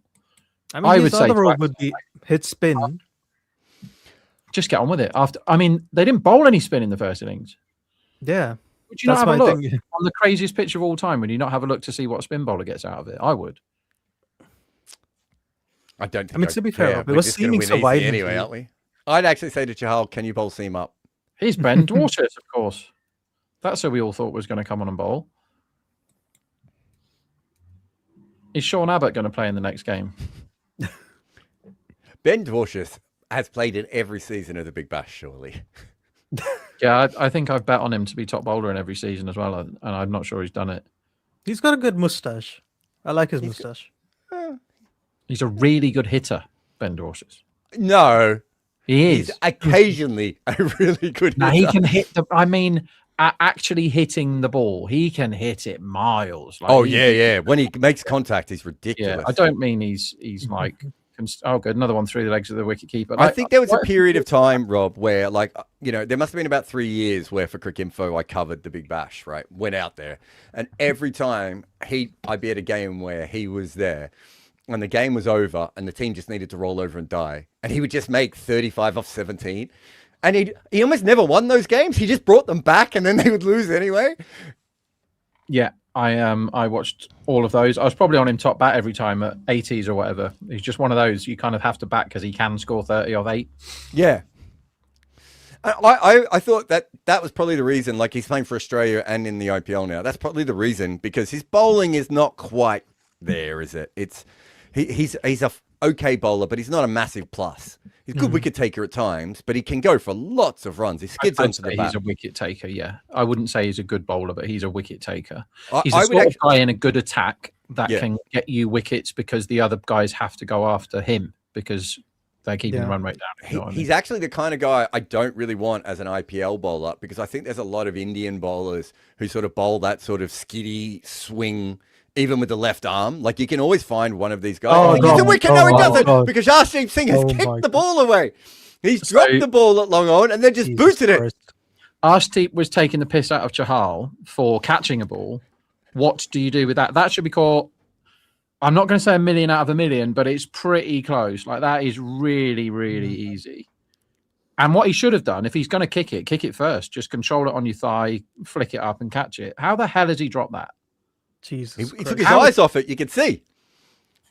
All right, I'm going to watch it again here. So Dwarshis should have got his wicket. It would be a good shot from Stubbs. There's nobody there. What the hell is that? And because of the universe, the next ball goes to the boundary. That's just the rules. It's the law. Can I take you through Ben Dwarshis's batting average in T20 cricket over the years? Yes, please. Average, though, doesn't really help when he bats where he bats. No, but it tells you, it will when you hear the numbers I say. Go on. 56, 12, 8, 16, 27, 16, 5, 25, 27, 5. So what you're saying is he's consistent. That's what you're saying. He's either 27 or 5. I love it.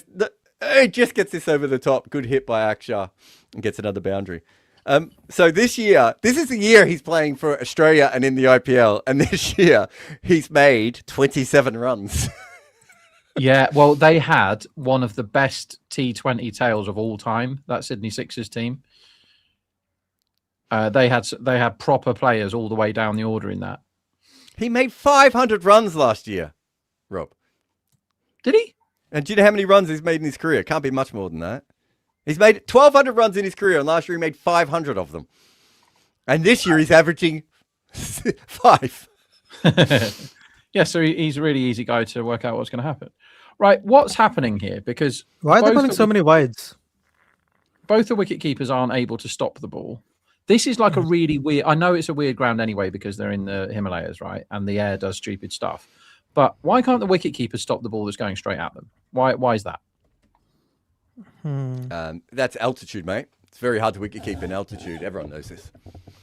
Yeah. What's the excuse in the other games? This sack of potatoes would definitely be the scores would be very different if sack of potatoes was wicket keeping today. Axar Patel has stank every single game, right? Every single game, and he's 16 off 7 and looking magnificent here. And against pace, not spin. He's like strike rate 70 this IPL, averaging 6 or 5. Yeah. And now he's just gunning it everywhere. Mm-hmm. This is a really, really confusing game of cricket to me. Yeah. Well, we were saying before, because I thought there was a big chance that Delhi would just lose wickets early, right? Just because the wicket is like that. But also, go back to Punjab, right? Forget what Prab did at the start. No, sorry, what Arya did at the start, right? But go back. How do you only lose 2 wickets in the first 14 to 15 overs on this surface? Yeah, not possible. Yeah, it is remarkable. But Axar looks like control percentage. 100 Oh, what a shot that is again! Of every ball, brilliant. But also, I felt the same with. I mean, Shreyas played a similar kind of innings, right? Where Shreyas just went, "I'm either going to play and miss, or I'm going to hit the ball off the dead center of the bat, even when I'm not trying to." Yeah. I thought it was a legitimate tactic when they had wickets in hand to just do what Shedjay did and just try and smoke every ball for 6. Because if you get a bit of it, Is the it air does the Shedjay or rest. is it Shedj? I don't know. Sisters. Shedjay. So we're both wrong. What is it? Shedgay. Shedgay. So shed and gay. I've got a picture of me with a gay shed. Hang on a minute, I'll show you. In the meantime, Prithvi is a super chat for us. Stubbs always goes 13 of 11, but it feels like he can't rotate strike at all. He seems to be taking so many accidental singles. I don't know about the accidental singles. Who is the richest amongst us? Oh, that's a beautiful shed. That is a Isn't it? good looking shed. Oh, wait, you're wearing the shed? Yeah, I'm wearing the gay shed, yeah. No, I when think it's we- a straight shed. Yeah, that's a straight shed, man. I don't know, mate. Mm. When Might we, not be a straight man in it. when we bought our house, that was in the garden, and I wanted to keep it, but I was overruled. This is an easy question. Prab says, "Who's the richest amongst you?" It's Rob, then it's me, then it's Rob, then it's me, then it's Rob, then it's me, and that's just because of how much money Rob wins or loses. Yeah, I can get very close to 0 very often. Yeah, most people wouldn't be able to cope with my bank account. It is frequently very close to 0. But then, why have a boring life? It is a good question. So we said Marco would be unplayable on this. Oh, and just as I say that, he's bowled his second unplayable ball, but he has been going for lots of runs in between them. Yeah.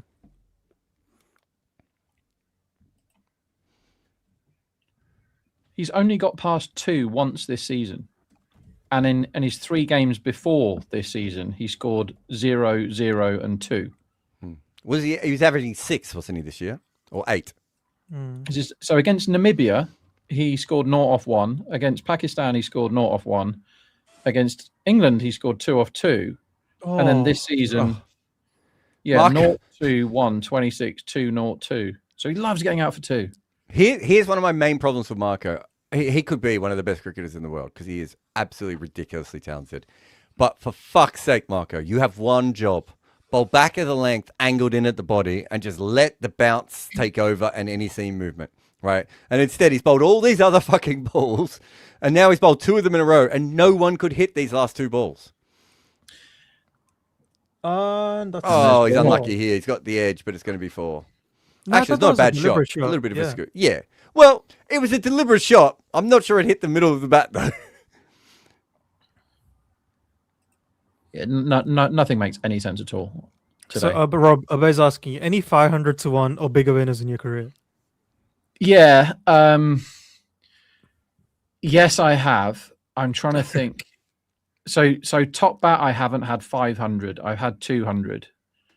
And I've done doubles and multis that are much bigger. So I backed Kedar Jadhav when he was out in the 49 all out at 200 when he'd scored 9 or whatever. That was a good one. I've had some tail enders at those sort of prices. I'm trying to think. I've never done the match winner. So I backed a team on Betfair at bigger than 500 and they won, and I barely made any money on the game because I messed it up. That was a West Indies Zimbabwe in about 2006 on an absolute dog, and Zimbabwe got like 110 or something, and West Indies chased it 9 down or so. It was one of those, and I should have made life changing, and I buggered it up. I'm trying to think a single of 500s. I mean, I must have done. I've had that many bets. I must have done. I don't know if me and Rob have talked about this. No, this could be a run out. Get to the stumps. He's got him. Direct hit. Didn't need to get to the stumps, apparently. Not great fielding, but Stubbs is gone. The ball, Akshar squirted out on the offside, just back to the point. Stubbs wanted the run, and Akshar was like, I don't think there's a run there. And I'm with Akshar on this. I'm not sure there was ever a run there. And a direct hit from backward point. Who did the throw? Did anyone see that? I did not see who threw the ball. Connolly? Yeah. Yeah, it was Connolly. Yeah. Good throw. By meters. And Good lucky throw. he hit the stumps because no one had got back to the stumps. Why is there no... Marco's diagram thing is hilarious. What? What are we talking about? As the pitch, not the pitch. What's that called? The beehive. Oh, this season. Oh yeah, we looked at so and so's before as well, didn't we? We did Overton before, right? Yeah, Overton. Yeah. Rob, I don't know if I've told you this, but there was a PSL game when I first started betting, so it must have been 2003, and I was looking at a game, and they got whoever the PSL team were, they got to 200 to 1 on Betfair. Yeah. And it was like really early in the game, and I was like, this ball has gone soft. Like, there's no more wickets coming here. And I put it on, and they ended up coming back and winning. I think they chased like 180 or 190 from let's say 30 for 5 or something, and won that. So Jared, this is Marco this season.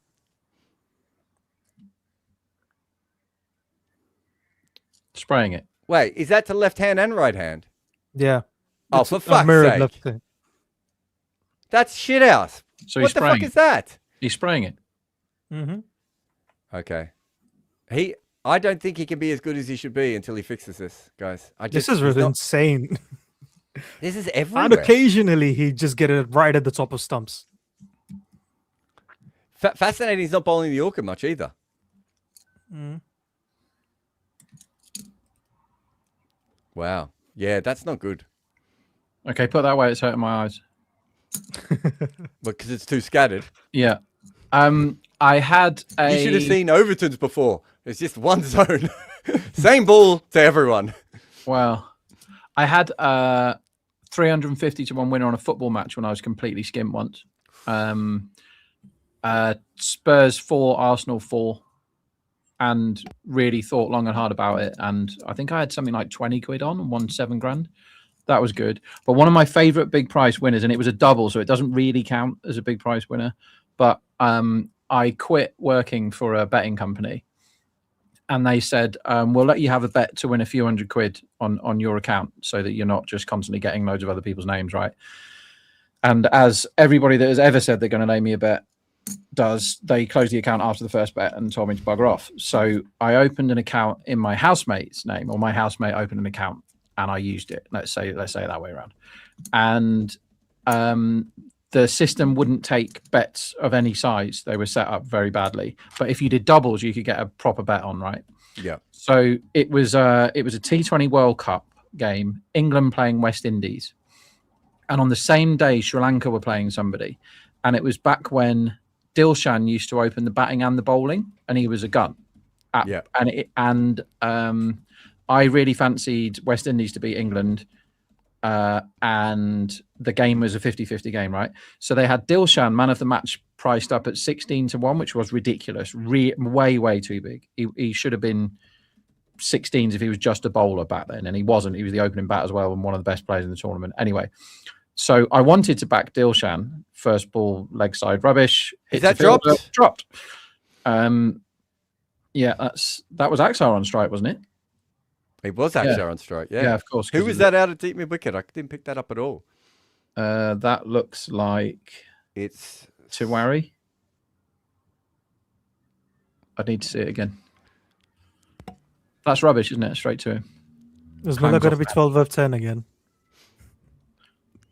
Anyway, so I wanted to back Dilshan at 16s, but they wouldn't let me because the system didn't work. So I had to put someone in to back the double. And then I looked at the England West Indies prices, and Johnson Charles opened for the West Indies back then. Yeah. And they were 20 to 1 Johnson Charles. So I had a 50 quid double at 16s and 20s, which pays like 350 something to 1. And it won, right? And so I took a load of money out of them. And they called me up. It's like 18 grand or something. And they called me up and they said, I'm not going to say what my housemate's name was, but let's say my housemate's name was pick a random man's name, Jared. Cletus Van Jokel, right? And they phoned me up, or whoever the company was, and they said, hi Rob. I said, hi, I've left the company now, so I don't owe you shit. They said, hi, Cletus Van Jokel had a great bet today, didn't he? And I said, I don't know what you're talking about. And he said, well, we have suspicions that you might have influenced this person. And I said, I don't care what your suspicions were, but I do care that you're telling me confidential information about his account. So I suggest you pay him immediately. Yeah. And so I got the money, because otherwise I would have kept it. But how stupid is that? They phoned me to discuss somebody else's bet. That was a lovely day, because I was skint then as well. That's so crazy that a betting company would do that and think it was okay. It's a while ago now. We're talking, when was that World Cup? That would have been 2011, maybe. Was there a World Cup then, Farron? Yeah. Would have been that World Cup. I can't even remember who the winner was. I've got a feeling that was the Ajanta Mendes. Did he get 6 or 7 against Zimbabwe? Was that one? No, that was T20 he gets it. Hey?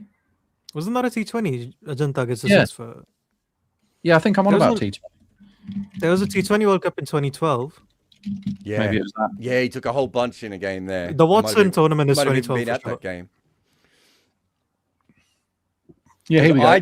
I tell you exactly why. What game was it, Rob? Is this September 2012. West Indies v England. Player of the match, Johnson Charles. And that was in Candy or Candy. Very good. Yeah. Yeah. I think I was there when it happened. Because he batted with Chris Gale for ages, and Gale got out for 58, and then he went on. I've got a feeling Stephen Finn dropped a catch that really helped me. And then England didn't chase it. Good early fall here from Miller. If he doesn't end up at 10 off 10 and he could stay a little bit ahead of the rate, as Marco's all over the phone. Miller is 12 off 10, Jared. What did I say? I think you said 10 off 10. Oh, yeah. Sorry, yeah. No, I just mean if he doesn't do that.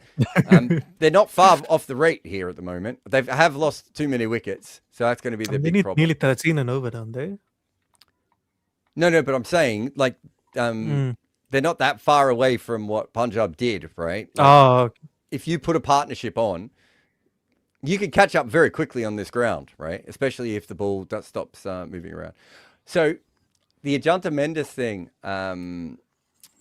Rob, is fascinating because I basically said that he'd been worked out by everyone before that World Cup, which was 100% true, except what I hadn't figured in is that when he was playing the World Cup, he's going to be playing against a whole bunch of players who hadn't played him before. Exactly. And so he still took and I got savaged all the way through that World Cup. All the way through. It was literally first game, he got 6 for 8. First game of the World Cup. And I'm not massively comfortable talking about my winners. I prefer talking about my losers, but I backed him at 40-1 top wicket taker that World Cup. And that was really good. I had a great World Cup. That was one of my best ever, that. Nice. Do you know what price the West Indies were to win that World Cup? 33s. They were 16s to win that World Cup. And I've seen so many leg side fours today. Yeah. And they had Chris Gale, Dwayne Bravo, Karen Pollard, Andre Russell, Darren Sammy, Sunil Narine, Samuel Badri. And that team was 16-1 to win the World Cup. Yeah. That's how bad bookies are, man. So I got the Ajanta Mendes thing wrong. But West Indies was the team I picked. So I had one very bad call and one very good call.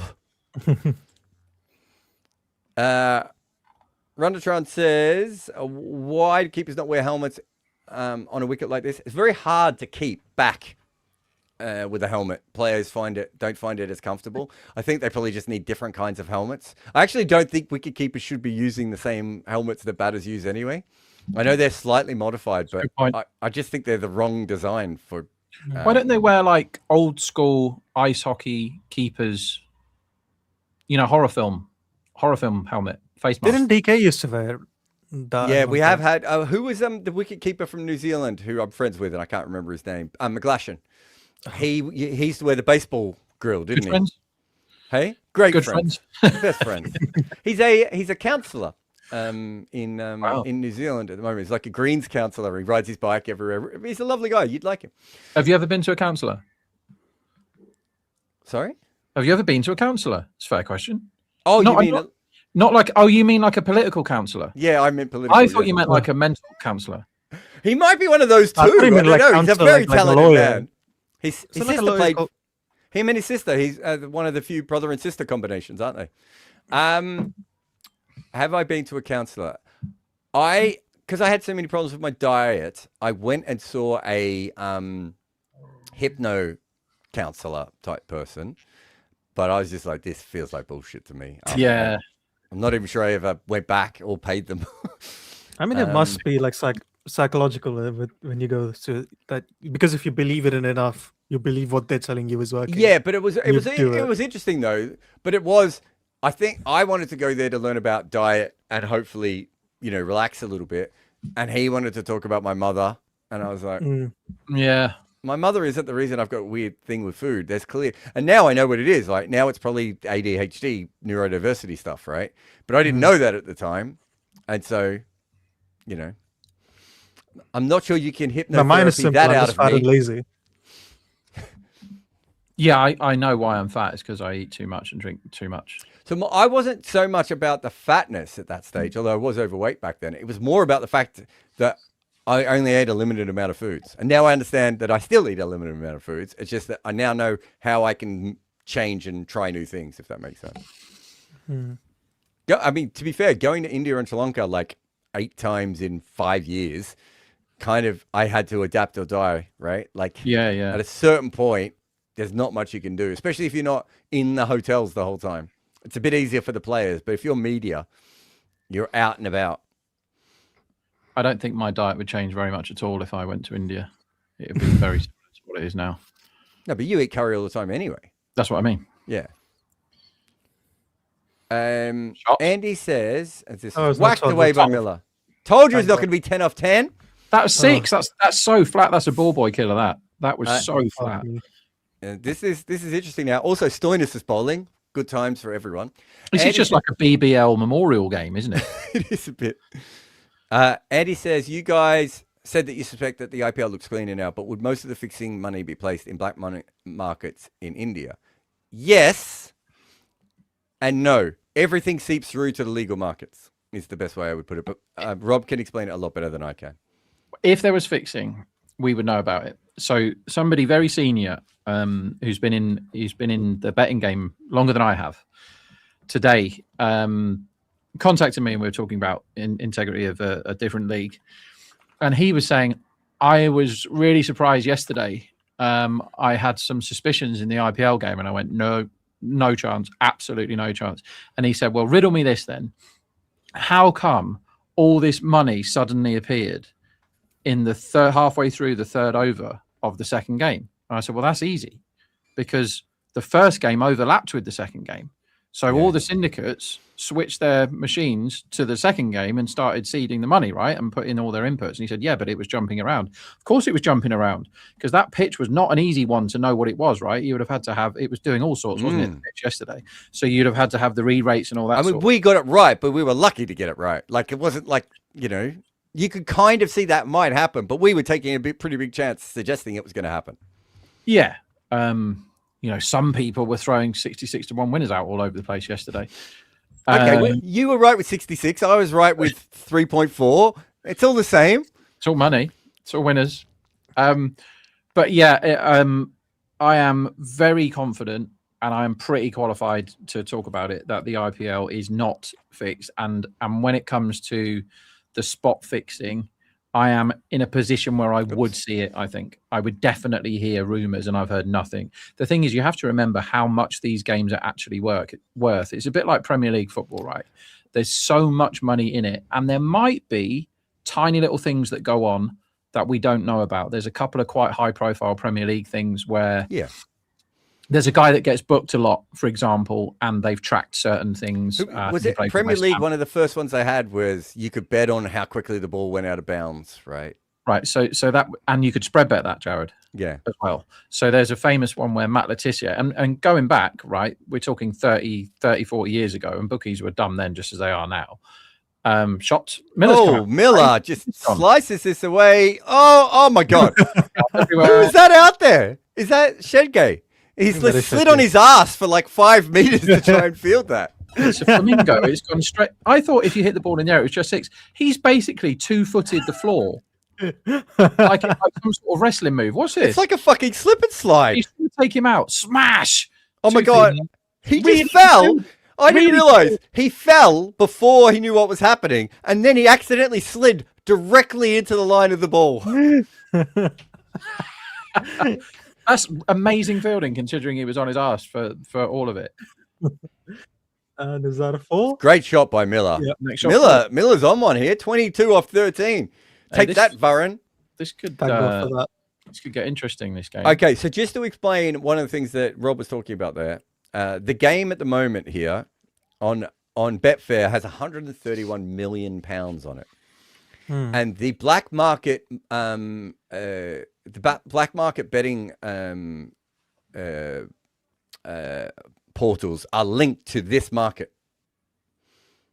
Yeah. So if there was, and there's lots of different markets that we can look at, but we'll just look at the match market here for a moment. So we can actually tell when there's an anomaly going on in the Betfair market. We can tell if there's an anomaly because they're linked to each other, even though they're not actually linked to each other. Yeah, I've seen how the black market stuff operates. I won't talk overly about it on this, but it is all very, very directly linked to this, and so are the run lines. And you just have people. Most of it's done on phones, so you have people in Telegram and WhatsApp. Telegram, yeah, firing lines to each other, and the way the business is conducted is pretty much like WhatsApp messages between people. So it's like the line now is 184 or whatever it would be for this innings runs, and then people will go over 500, and the guy just goes thumbs up, and that's the bet or whatever. It's obviously not regulated or anything, but we would know.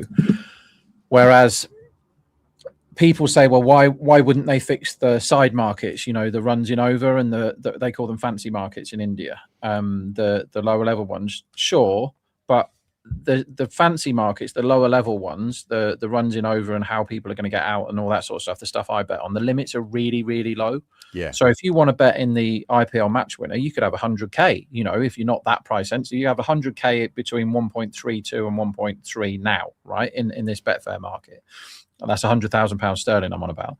Whereas if I wanted to bet on the next over to be more than 9 runs or whatever, then I'll be lucky to get 500 quid on. So why on earth? Whoa, Dwarshius comes in and gets launched by Akshar, who is just smoking the ball around here. Well, that's the 12th over slog. So we always know that that's going to happen. We didn't tell you because it's obvious. The 12th over always goes for loads of runs. So that was what, 15 off that over? Now there will be an inexplicably slow over in the next one. What a shot, though. That, like, probably the most out of form bat in the entire competition is playing a stunner here. So what is form, Jared Kimber? What is it? What is form? What is life?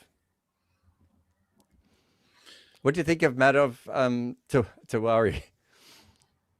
I mean, that spell is inexplicable in lots of ways. The wicket of Cooper Connolly might be the shortest ball I've ever seen get a wicket. Yeah, he bowled it off his own toe, didn't he? Yeah. Basically, it was straight down. And we use that phrase a lot. This was so close to his toe. It was so close to his toe. Somebody's just walked off the field. Who's that? I have to rewind it. Like gone into the dressing room, walked off the field. It's a Punjab player. A spinner? Shreyas. Shreyas has walked off the field and down to Stoinis. Stoinis is in charge by the look of it. Oh, what can possibly go wrong if Stoinis is in charge? Has he captained much? I can't think of him captaining much. Did he for Stars? Not when Maxwell would have been captain, Hanscom would have been captain, so it wouldn't have been Stoinis, would it? I don't know. Feels like he was captain recently. I'm sure he's captained, but yeah, I could probably. If only I had one of the world's best databases in front of me as Yash Thakur almost gets a bowled there. I mean, this partnership can't have happened. I've watched it, but I don't believe it. They're 65 off 36, these two. Miller, who is always 10 off 10 or 12 off 10, and Aksar, who hasn't scored a run at strike rate 70 in the whole competition. They're just gunning it everywhere. This match is an utter mystery to me. Stoinis has played 375 T20 games. I reckon he's captained in 23 of them. Do you know? Yeah, I will when it ever comes up. Aksar has not hit that? Has not hit that. No, you're wrong. How many is it? 24. Not bad.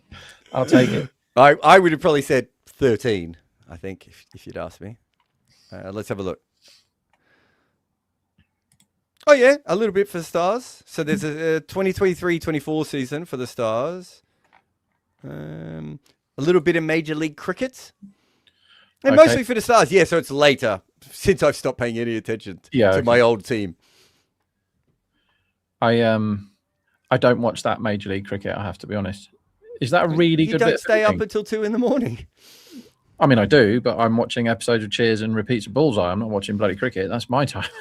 Do you still watch Bullseye? Yeah, I probably watch. I don't want to exaggerate because I always exaggerate. I reckon I've literally never not exaggerated. An average of 2 episodes of Bullseye per week of my life. That's not too bad.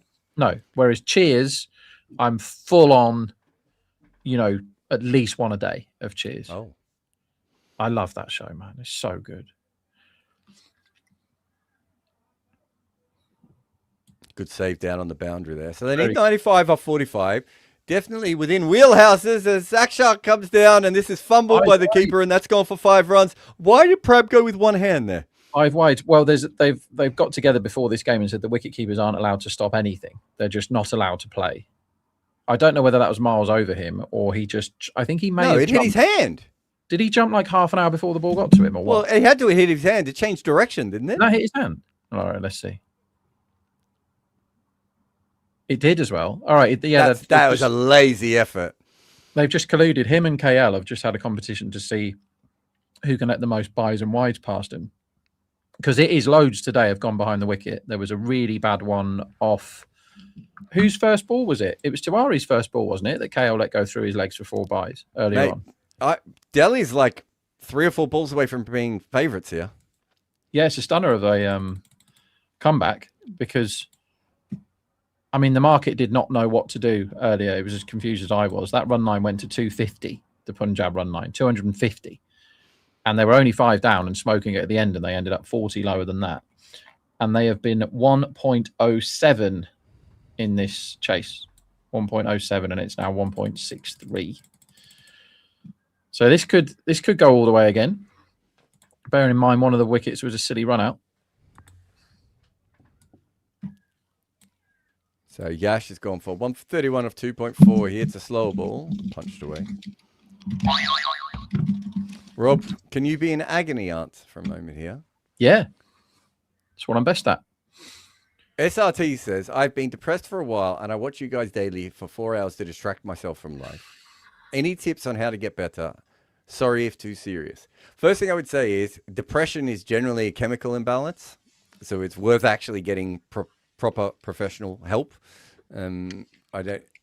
Most depression is that you actually have to deal. What are you doing? Just trying to think. More squash apparently is the answer, as this one is flicked out of the leg side for 1. Yeah, I must start that answer by saying I'm absolutely not qualified to answer that question. So, well, you are a psychiatrist, though, aren't you, Dr. Well, Barrett? I mean, people do pay me to talk to them, but that's an entirely different thing. That's called OnlyFans. I think, I think, yeah, like get a pro to help is probably the advice. But when it comes to distracting, like, yeah, I distract myself constantly because of the ADD or ADHD riddled brain. They're changing the ball here, by the way, everyone. The suitcase is on my screen. Gaming's quite a good way of distracting yourself. I honestly think I think that I don't want to go as far as say the secret of life, but there is a certain element of which what you have to do in your life is find something that you are good at and then just do it and accept that everything else will happen the way that everything else happens. And as long as you can get joy from the doing of the thing, whatever that may be. So for Rob, it's betting. For me, it's writing. It could be knitting. It could be doing, I can't tell you who this is, but there's a very, maybe not very, there's a well-known cricketer who for years, and I don't know if he still does this, would do cover songs of famous songs and put them up on YouTube, but with his face cut out. Nice. And he did it. He did this for years. I don't know if he still does it, to be fair, but he did this for years.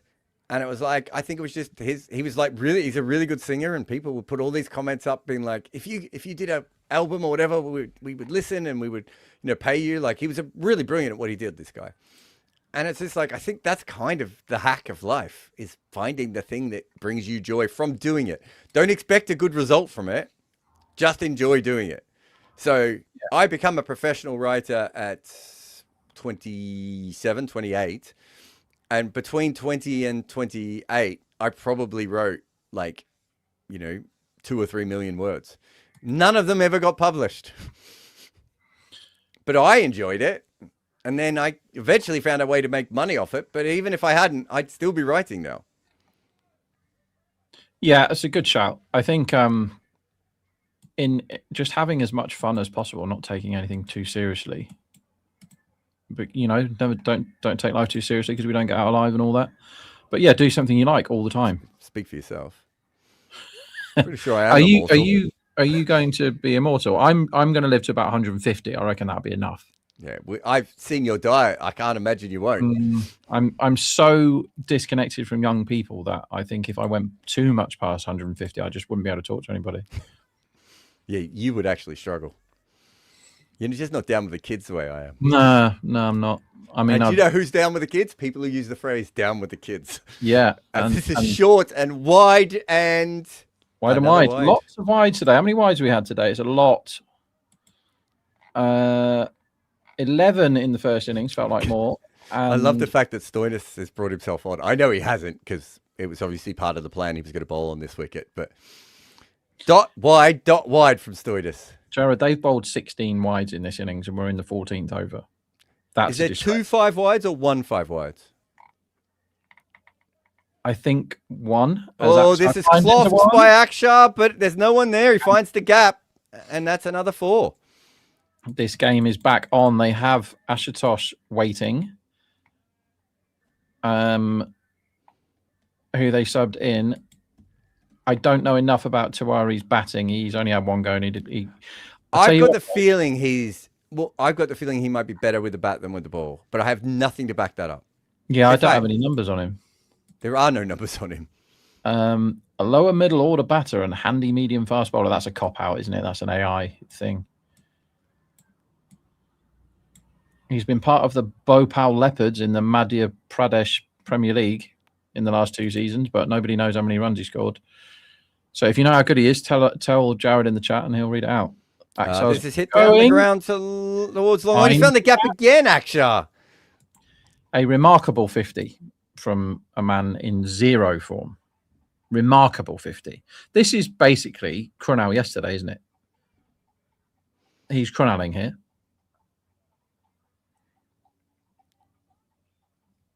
And it's not a million miles away from a 50-50 game. If he pops one out the ground at the end of this over, it will be a 50-50 game. Yeah. I think they become favourites if he whacks one of these last 2 for 6. Right. How are you juggling the bowlers here? Just quietly, Jared, we have had 0 overs. Oh, this is slashed in the air, and it's 4 again. It could have been caught. This has been a tinny ass over, because he hasn't timed the last 3 at all, and he's just managed to get each of them into a gap, and not just find a gap, but then also get the boundary. He can't continue being this lucky, can he? I mean, I have, so I'm assuming other people can. We've had 0 overs of spin in this game. Has that happened in a proper full game before? 0? Yeah, a 49 not out was an innings. I don't know. Proper game, full game. That is a full game. No, you know what I mean. 20 overs against Then 20 overs. we don't believe so, but we're not 100% sure. It's not an easy thing to look up. Oh, this is up in here. This has to be caught this time. It has to be caught. It has to be caught, and it is. Stoinis, the partnership. Well, he couldn't continue being that lucky because none of his previous any of the shots in this over could have got him out, couldn't they? Yeah. And the Big Bash conglomerate combine. Stoin doing his usual chewing gum posing is caught by another mustachioed man in the deep. Lots of mustaches on the field today. Why is that? I don't know. Axar's got one. Stubbs had one. Marco. Dwarsh. Connolly rocking one at the moment? No, I don't think so, is he? Shreyas. Shreyas is more sculptured stubble, isn't it? Maybe. I've never just had moustache, other than for some stupid cricket do where we all did one night and we all looked very bad. Tam of the Woods Smash a Tosh. Yeah, Smash a Tosh. Says Jared, it was Ray Bradley who said, write 1,000 words a day, a short story every week, and after a year you'll start to write some okay stories. To be fair, I don't think my writing got that much better between 20 and 28. It's just that I didn't know anyone to get it published, and my writing style was a bit, as it is, a little bit different than other people's, and so people didn't quite get it, and it was only when it got an audience online that everyone went, oh, this guy must be good at something. Didn't change all that much. But the period where my writing got really good was probably 2008 to 2011. And that's because I became professional and I had to think about what I was doing, not just write. There you go. When did you get, how long did it take you to get good at betting? And do you think you were always a little bit good at betting? So when I started, I was absolutely terrible, but I did know that I had to find angles. So when I started, I was looking for angles, but I was looking in the wrong places and I was finding the wrong ones, right? And I talked to people that I thought were good at gambling and I now know were shit at gambling. And so I got lots of terrible advice. So when I started, I really had to siphon out a lot of shit to find the right path. And there is no substitute for doing it on your own and working it out by yourself. And as you said, you've got to do something you enjoy. And I love cricket. So it's like, right, let's do cricket. Because you can't, I know I know two people that are really good at betting on multiple sports. It's so hard to do. You need a brain that is like 0.001%, right? To be able to be good at betting on multiple sports. So yeah, got to specialize, and I went with cricket. But I don't know, it probably took me 3 years to get good, to get like consistently profitable. And then when I was pro, my first year where it was my only source of money, I was very loose in terms of staking plan and was regularly drinking. So to kind of to juggle being, you know, full-time booze hound with winning money gambling. Great ball from Marsh Deep here. Was tough. He's bowling out, by the way, in the 15th, which doesn't happen very often. That was difficult, but yeah, it was somehow managed to keep my wits about me to make it pay. But I think I got a bit lucky a few times in my first sort of 2 or 3 years. But I didn't care if I went broke because I could have always gone back and got a job, couldn't I? But I kind of put it all on the line a few times in that first couple of years, and that's really dangerous. You shouldn't be doing that. And I probably didn't start with a big enough tank to have a go, but I did. I went for it anyway. I think I had 20 grand. And I was like, and at the time it felt like an absolute fortune, 20 grand. But when you're like paying rent and bills and all the rest of it, you have to win like at least 3 every month to be flat. To be fair, you were in the north though. No, I wasn't. I was in London, mate. Oh, okay. I was living in real South, bills. I was living in South London, which was really stupid. Where did you live in South London? Clapham.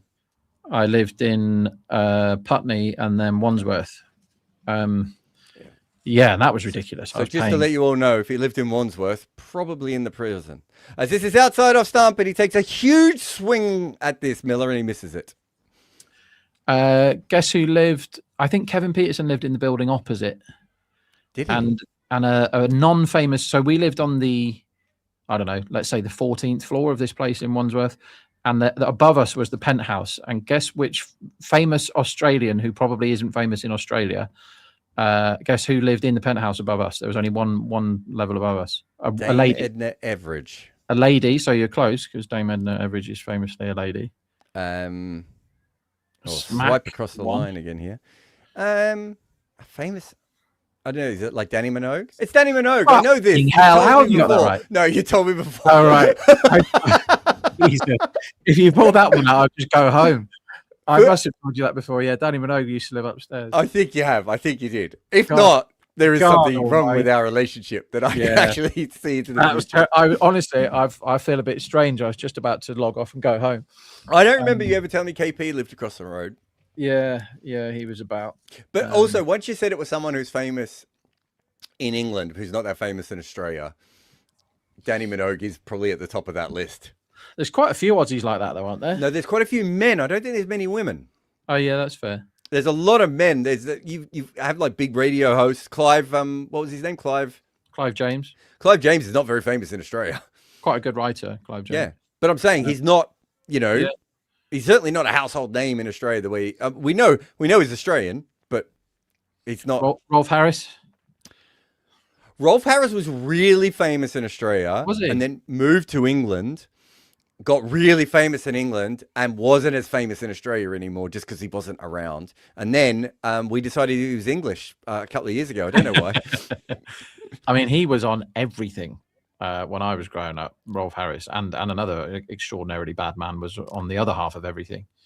I just listened to like a 4-part documentary podcast series on Jimmy Savile. And this is whacked away for 4. And I had no idea, Rob. Right? What about the necrophilia as much as anything else? Like, I had no idea. Like, so I knew I knew it was bad, but I kind of felt like he was hanging around with rock stars, and he was doing what rock stars were doing, and then he kept it going a little bit longer than he should have, right? And then there was some of the weird stuff with the hospitals at the end. I didn't realize he was like starting hospitals to molest people, like. Yeah. My God, like he had such a system in place. And getting genuine royalty. Yeah, and getting the knighthood. And the first time he applied for the knighthood, Thatcher tried to get him the knighthood. And they literally went back and said, we can't give it to him because we're afraid he's going to use it for bad reasons. And then they still gave him the knighthood. Yeah. Like everyone knew what he was doing. And there's all these clips of him saying things on air about, oh, you know me, if there's 2 teenage girls there to hang out with, I'll be there. What? He would do events in towns and he would say, I need your 5 youngest your 5 prettiest teenage girls to stay in a tent with me overnight. My God. Yeah, he had a room in the hospital, and he had a room in one of the girls' schools or children's schools or whatever he was. It's utterly appalling that he was doing it all in plain sight and being waved through by royalty and members of parliament and stuff. Which is why I just don't trust anybody in any kind of authority. Abbas says, behind the bastard shout out. It was behind the bastards. I've only just found out about this podcast recently, Rob, and I am absolutely obsessed. I just heard the P. Diddy one, and as you know, I have a relationship with P. Diddy, so yes, I was really fascinated in that. This was hit for 6, good hit here. But anyone who likes a comedy podcast about the worst people in the history of mankind, and they don't fuck around on this podcast either. It is a brilliant show. I'm a big fan. I don't know how I never heard of this podcast before. I want to tell people about my absolute favorite podcast, but I'm going to have to find it. But it's 2 Americans, 2 American guys talking about what's like true crime type stuff. And I don't care about true crime. My wife is obsessed with it. I don't care. But for some reason, they decided to talk about an English dart player from like the 90s called Chris Mason, who had a dispute about his ex-girlfriend's dog with somebody and went round and battered him with a hammer. We've all been there. And we've all had arguments. And this podcast is these 2 American guys just talking about Chris Mason and how stupid the sport of darts is and how ridiculous it is that all this stuff happened. But the way they do it, like I don't often, cry with laughter in just my own company, but I was on the floor. It's so funny, man. Deepak, you might just need to fix your headphones. There's something we can hear ourselves coming back to ourselves. As this is up in the air and misfielded. 4 runs. Chahal. To be fair, he has done a catch today, so we can't expect him to stop that. We might just need to mute. We might need to mute Deepak until he's worked out the headphones, everyone, because it's impossible for us to listen to it. Headphones? Have we got a producer that can just kick Deepak out for a minute? Wait, it's working. Is it working? Jared, look at the StreamYard chat. Imagine that Deepak's just sat down and read that message and nothing else.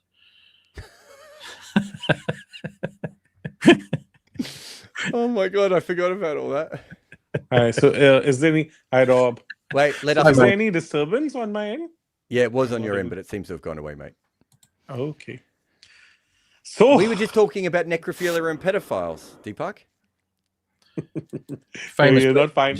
You're not finding this match interesting enough. Like we were, but really good game. We still ended up in a weird loop. It is me and Rob. Rudra says, for associate nations with little funding, does Olympics realistically open the doors to government sports funding, or is that an overly optimistic assumption? No, it definitely does. The problem at the moment is that it's only a couple of teams, and those are the teams who don't need any funding. Where it may actually come in the short term is, interestingly enough, via women's cricket, but maybe even more fascinating is disabled cricket. There's a huge problem with disability cricket and it has been for a very long time. There are like multiple boards who claim it. There are some countries like some kinds of disability cricket and some countries like other kinds of disability cricket. So it could make a big change. But yeah, I don't think anything's going to happen massively. And Brut says, do you think there's a result in the Bangladesh-Pakistan test? It's unlikely now, isn't it? Let me see. They're 150 runs ahead with 1 day's play left. Oh. And Rob's gone. Chahal is playing this match, right? Yes. So he's in the 11, right? Otherwise, he won't be professional fielder. Yeah. Hasn't bowled a ball. Well, they didn't bowl any spin in the first innings either. Yeah, exactly. And that was with their captain. He's a spinner. So I think like first time maybe in the history of IPL, we're about to have a match where I don't think so we might get a spin over at all. No, I suppose, though, now that the chase is getting a bit more interesting, you might find that they try Chahal. Actually, they may not with Miller out there, but they might try Chahal for an over or something at a certain point just because, they've now... Are they ahead in the chase, according to the market? Let's look at the market. So can we officially say that Marco Jansen is horribly out of form? That he couldn't even make the use of this pitch? We put up his graph before. It's a shame you weren't here for this, but we'll get Varun to send it through. His pitch map this year, Deepak, looks like he vomited in various different directions. He looked like he was vomiting and then someone tackled him. Just little chunks here and there. Oh boy. Like, considering the fact that this was the pitch tailor-made for him, like he should be... Yeah, I know. He bowled two good balls in the first 2 overs. Everything else was everywhere. I was just telling Deepak that Marco Jansen's pitch map this year looks like he vomited and then someone tackled him. Seriously, because that's exactly what it was. This was the pitch he should have I think eaten the batters for fun, right? That's the kind of pitch you want Marco Jansen to be bowling. The left armour, uneven bounce, seam, swing, everything. So a tailor-made kind of a pitch for him, and he ends up kind of giving away 45 runs in 4 overs without taking a wicket. Yeah. And this ball's been whacked for 6, and Delhi are favourites for the first time today. That is mental, that shot. Great shot. And based on the match, where did Punjab actually falter in the bowling plans? Is it because they were ahead, massively ahead, right? And they got the bonus run out.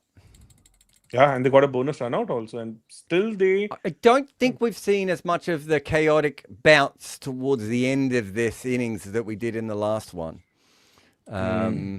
Yeah, I think that's fair. I've been very confused by this pitch, though. But Miller. And is this another 6? This is slot bowling. That's a bad ball. That's a very, very bad ball. So Dwashers for Bartlett and Ferguson. That's I think Ferguson. Dorshis is about to bring up his 50, guys. And I think, like, to be honest, in all fairness, I think like Ferguson actually had a good game last time, right? Even though he went for 41, but he was unlucky and he was bowling well. Do you know who would have been good on this pitch? Lockie Ferguson. Yeah, exactly. Second time they haven't picked Lockie on a pitch that looked like it was made for him.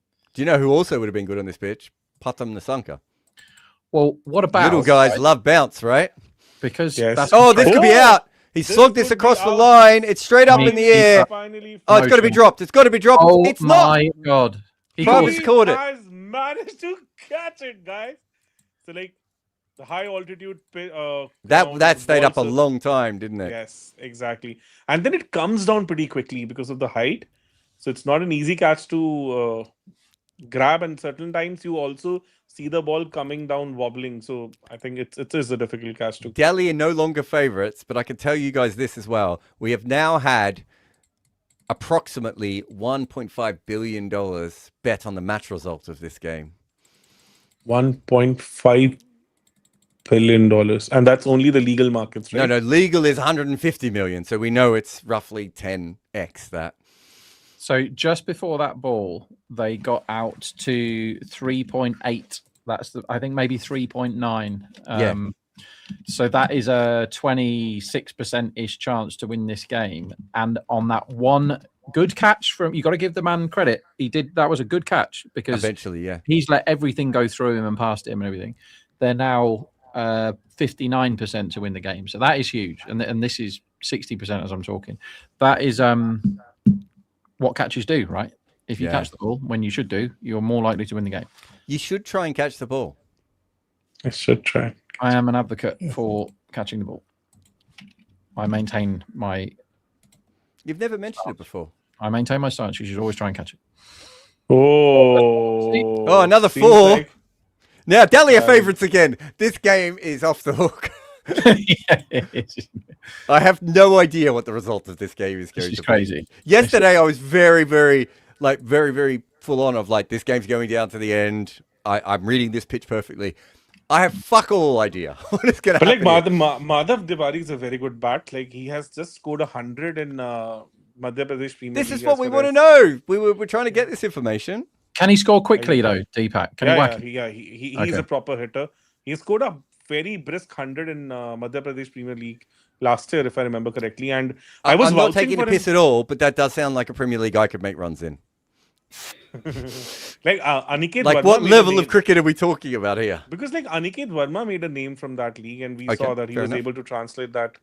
So, and having said that, I was pretty hopeful of him getting a game last year also. Like I think he got one game at max, but he's a genuine all rounder, a genuine all rounder. Well, he did bowl a ball off his toe today. Anyway, Smasher Tosh is facing. There could be an edge on this. There's not. He comes down and tries to slog that. So Dwarshis is gone for 3 overs for... Can someone help me here? 3 overs for... They took it off. 51. 4 overs for 50. 4 overs, Four sorry, overs for 50. 51. 1 for 51. Well, you have to back the tie at 16-1, don't you, here? Yeah. That's kind of what I was... It's a hinting at. 50-50 game, right? Pretty much. The market is But all over the place. None of us can work out what this pitch is doing, Deepak. It's confused me the whole day. Why has no one bowled 1 over of spin just to see? Nobody. I mean, you do make a good point. Yeah, maybe now we might see one. No way. You're not going to do it now, are you? It's a high. I thought because with like, Miller not out there, maybe you could try. No? yeah, because you can still fancy spin against Ashutosh, right? Because he's one guy who loves space. Yeah, that's what I was thinking. You know, I mean... Who are you throwing the ball to now then? Chahal. I wouldn't have given it to Marcus Stoinis. Me neither. Yes. That's fair. Yes, Because me too. basically, it's... I mean, Stoinis has 2 and Yastakor has 1 here, right? That's, yes. that's pace options. the one thing I would say about Stoinis in this situation, although I would never have given him this over because I don't think the numbers don't work out if he bowls this over. No, it works out because he bowled the last over also there because he has 2 overs to go. No, Yeah, it doesn't. will bowl the 9th. Oh yeah, Yeah, sorry, 19th. you're right. It goes Stoin, Yastakor, Stoin if you're not bowling any spin. And this is hit down the ground and past mid on or long on for 4. Okay. The one thing I would say is he has a very good chance of being a 1 for 15. And they probably only need one more wicket, don't they? Yes. But there's ideally, also a big chance of a none for 25. Yes. So Yash Thakur came in for who? Oh, Shashank. Fair enough. Fair enough. You can't. He had an easy day. Padded up. He spent more time padding up than he did playing cricket. Yeah, first one, but at least he didn't drop any catches. This is up in the air. It's high. It should be 6, I think. 6. It is 6. Yes, easily of course, 6. because if you hit the ball in the air here with the 0 altitude, yeah, not the 0 altitude, the million altitude, it just flies, man. You've got to bowl shorter than this if you're Stoinis, though, right? You can't bowl back of a length on this wicket. I'm, to be honest, not able to understand the stuff. Well, not even back of the length. It's just length. Yeah, this is like bizarre. That's a good shot, then. Bizarre. So Chahal, when you have one of the best wicket takers in the history of the IPL in your team and he doesn't bowl a ball and you're watching Stoinis getting absolutely smoked, having just had his compatriot get absolutely smoked everywhere as well, it reeks of like not really understanding the game, doesn't it? Exactly. That's what I'm You're banking on Stoinis bowling 18 and 20. You're banking on that. That's what your tactic is. And you've done it for the second time. In the last match also, they didn't bowl Chahal, right? In that match against... this should be a run out. Oh, it just took too long to work out what he was doing there, Stoinis. It wasn't a good run. He pushed that straight towards short cover, but Stoinis was always going to get to that easily. But I think he just got on the wrong side of the ball. He needed to run around behind it and throw it in one motion. Like, to be honest, like I know, like what the kind of feeling I'm getting, like what Punjab thought that they have kind of finished this match and they just wanted to finish it quickly. That's where they ended up bowling their best bowlers, and like they just felt that they were just in with a chance to close the match there itself. So they didn't expect it to go to that. To go to the wire, I would say that's where they missed the whole trick. Oh, this is a big slog across the line. He didn't get all of it. Just gets enough. It's just over the top for 6. Whoops. Bad ball, right in the slot, allows the arms to get freed and Exactly. slobs over the leg side. So like Surely on this pitch, surely bouncer Stoinis is all you want. Yeah, because you just have to get the elevation and let the air do the work. Because maybe that's caught on the rope in every other ground, but we're in the field, aren't we? Hey, I wouldn't mind if they would have given this over to Chahal and he would have gone for 18 runs. To be honest, like with Stoinis, it's like as if the writing is just on the wall. You would know that this is going to happen. So he's in charge, isn't he? Because Shreyas isn't out there. No, Shreyas is captaining, right? Shreyas was off the field, unless he's come back on. No, he's off the field. Yeah, he went off the field. I think they were showing the close-ups of him now. So he might have come back on, but he wasn't on the field. I haven't seen him go off. So now I would bowl Chahal now. Yeah. Because you have to up the volatility, right? You have to. You have to. What did that over go for, everyone? 19. Okay. And didn't get the wicket. At least if he gets the wicket, it keeps him in it. But not getting the wicket is huge there. That's a match losing over right there. So they've gone. So Dorcius got smoked for 17, but at least he got Miller. And Stoinis is not as good at bowling what Dorcius bowls. Is that fair? Yes. Yeah. So why is he fair? Over 18, right? So what? It doesn't make any sense. So now they're bowling Yash, which doesn't make any sense to me either. And they will probably throw the ball to Chahal if he's even needed, right? Because this could easily go for 17.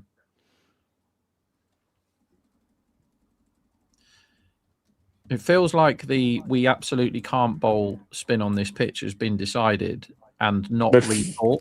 I do wonder, though, if the two Akshar and Miller being together meant that the earlier over of Chahal that they would have bowled just wasn't bowled. Yes. Matchup thing. Cricinfo says, DC favourites now, question mark. They're 1.15, Cricinfo. I think they're favourites, yeah. They are. They only need 17 off 2 overs. 87%, thank you. So, yes, they are favourites. Cricinfo says they're 82% favourite to win this match. This is going to be okay, so Shreyas is definitely back out there now, yeah. Yeah, this is going to be their 4th loss in a row. right? You said, Jared, to give you Yes. some credit that all they've got to do is play good teams, and we'll soon find out. Dot ball. Dot ball had a swing and a miss, and he did step across, so it isn't a wide. 17 off 11. Ashutosh is your finisher here. The thing that kills them is dots, isn't it? Right. So if he goes dot out, then and Ashutosh is at the other end, then we've got a game again. But in the all fairness, I think it's like scored 13 of 6, so I would still be fine with that. Yeah, it's been. But what we're saying is you want Ashutosh to be facing his more of the balls exactly. here. Slow ball, Yes. guided. 4. Oh, I say slow ball. It wasn't slow. It flew off the bat, and it looked like he was gripping it for the slow ball, then bowled the surprise faster ball. And he's guided that. There's a fielder down on the boundary who was there and didn't stop it. That just came exactly off the middle, and it flies here, doesn't it? Any sort of air, and it just carries like an extra 2 or 3 yards on what you think it's going to. And Connolly had no chance there. Nah, no fielder could stop that. That was incredible. It was so fast off the bat. Ginded says, I love the business end of the IPL. 3 great games in a row now. I mean, to be fair, there was lots of shit games in this tournament. I don't think the business end has changed it. It's just we've got some fascinating games, and they're going to get a single here. Yeah, this has been a really good game, and the Mumbai one yesterday was brilliant. But it's pitches that are doing things that make the games interesting, don't they? Yeah. And this has been, I reckon, the air genuinely has added about 15 runs a team. There's also something in the air that is making people bowl wides, and both wicket keepers have been letting every ball go past them, right? So this hasn't been like a 200 plays 200 normally, if you know what I mean. They've been donating 20 runs each to each other, these two teams. 17 wides this innings. 17. Yes. Smash Short, it off. slashed, and going to be 6. There's 2 men end back of on the it. offside. It doesn't matter, and that is the game. I mean, not actually, but morally. And I think now it will be tough for Punjab to make a comeback, right? Surely not the top 2. They may not make the finals, mate. Yeah. Who do they play from here? They play Mumbai. They play Mumbai and then RCB. Yes, the tough games. They're still a game behind everyone else. I know today they catch up, but they're still they've still got 3 more games. Oh, this is up in the air. This could be caught. This should be caught. And it is caught. Okay. 6 off 8 required with a new batter to face the last ball. So whoever comes out now gets a free hit. Do you send out Stark or Akib? How good is Nabi at hitting? Yeah, he's he can good. bat, He's can't he? good. He So can you- bat. But You who's go more Nabi? likely to hit a 6 first ball, him or Stark? Oh, That's the question. It's not how good you are at batting. It's specifically that Akib. question. Okay, he's Akib, going I Akib. would say. Oh, Rob's Yeah, betting. I would go Nabi here. The thing that's annoyed me there, right, is I've got a load of money on Arshdeep to get the most wickets for this team today. And the only way that loses is if the last 2 balls of this over are wicket. And we've now had Ashutosh, and this kind of should be a wicket almost, this ball. Do you know what I mean? Because he has to have the full mo. He might as well. Oh, yeah, that's what I mean. This is a free hit. Yeah. Just go and try and hit it for 6. So the wicket percentage of this ball is really, really high. And You've still got Stark to come. Do you have anyone else? Where are we here? no, I mean, if this is a wicket, I'm dead. Oh, no, I know that. I don't care about you. I'm talking about the cricket. Yeah, then you got Ngidi. Okay, so you get a free swing here with Stark as the backup. He's got a strike rate of 200 in the IPL so far. He's 4 off 2 balls. Single here, and then Chahal comes on, and some more fun can happen. Just don't get out, Nabi. And, it's a full toss on the hip! And he might have won the game. Well, he hasn't, but it's 4 runs. What a shithouse ball. And it's a no ball. He has won the game. Well bowled. It's not going to be a tie now, is it? Yeah, I'll hop onto the... You fucking The hop, life, you yeah. magnificent beast, you.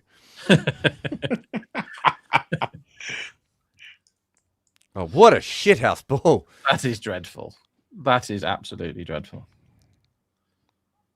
He's just Hey, shoveled Punjab? that around the corner. 2 Yeah, bounce. I think the 1 bounce 4. Yes. Cheers, guy. Cheers, man. See you, mate. I played in a game, I think it was last year, Rob, and a guy bowled a ball like that down the leg side to me, and I played that shot, and someone else on the field saying, "Oh, great shot," and I went, "If I don't hit that for 4, I should fucking kill myself." What a lovely ball to get when you've basically got a free hit, and now he's actually got a free hit. He's real life got a free hit now, and this is the game, isn't it? And Full he toss. smashed this down the gun. That's a lovely hit. So he's 10 off 1. No. What is he in his career? I think he's 14 runs off 4 balls in his career, isn't he? Yeah, that's how you do it. And that's the game. They didn't even need the last over. Thanks, Marcus. So, yeah, Chahal bowls 0 balls, one of the highest wicket takers in IPL history, bowls 0 balls, and they lose with an over to spare. That seems like a bad use of resources, Punjab. Wow. What a weird game. Now. The pitch definitely changed a little bit, to be fair, but there's some pretty poor cricket played. Lots of wides, perhaps too many wides, and Punjab have lost. And Delhi have finally played the kind of game that Delhi should have played when they were still a chance of making the finals. Yeah, that was pretty expert chase, having lost both the openers for nothing. Punjab have lost 3 in a row, and their next 2 games are Mumbai and RCB. Yep. And they're now 4th in the table. Weird, strange old season this. Strange old season. Thank you very much for everyone who's been here today, including Varun and Deepak and Rob. We will be back in about 2 minutes for a podcast, Rob. Yeah. Yep, we'll be back in 2 minutes for a podcast. Thank you to everyone. But Delhi has won this game with 6 balls remaining. It was a fascinating, fun game of cricket. But if you're a Punjab fan, you don't like any of it. We'll see you in a couple of minutes for the podcast. Combox. The game lives on.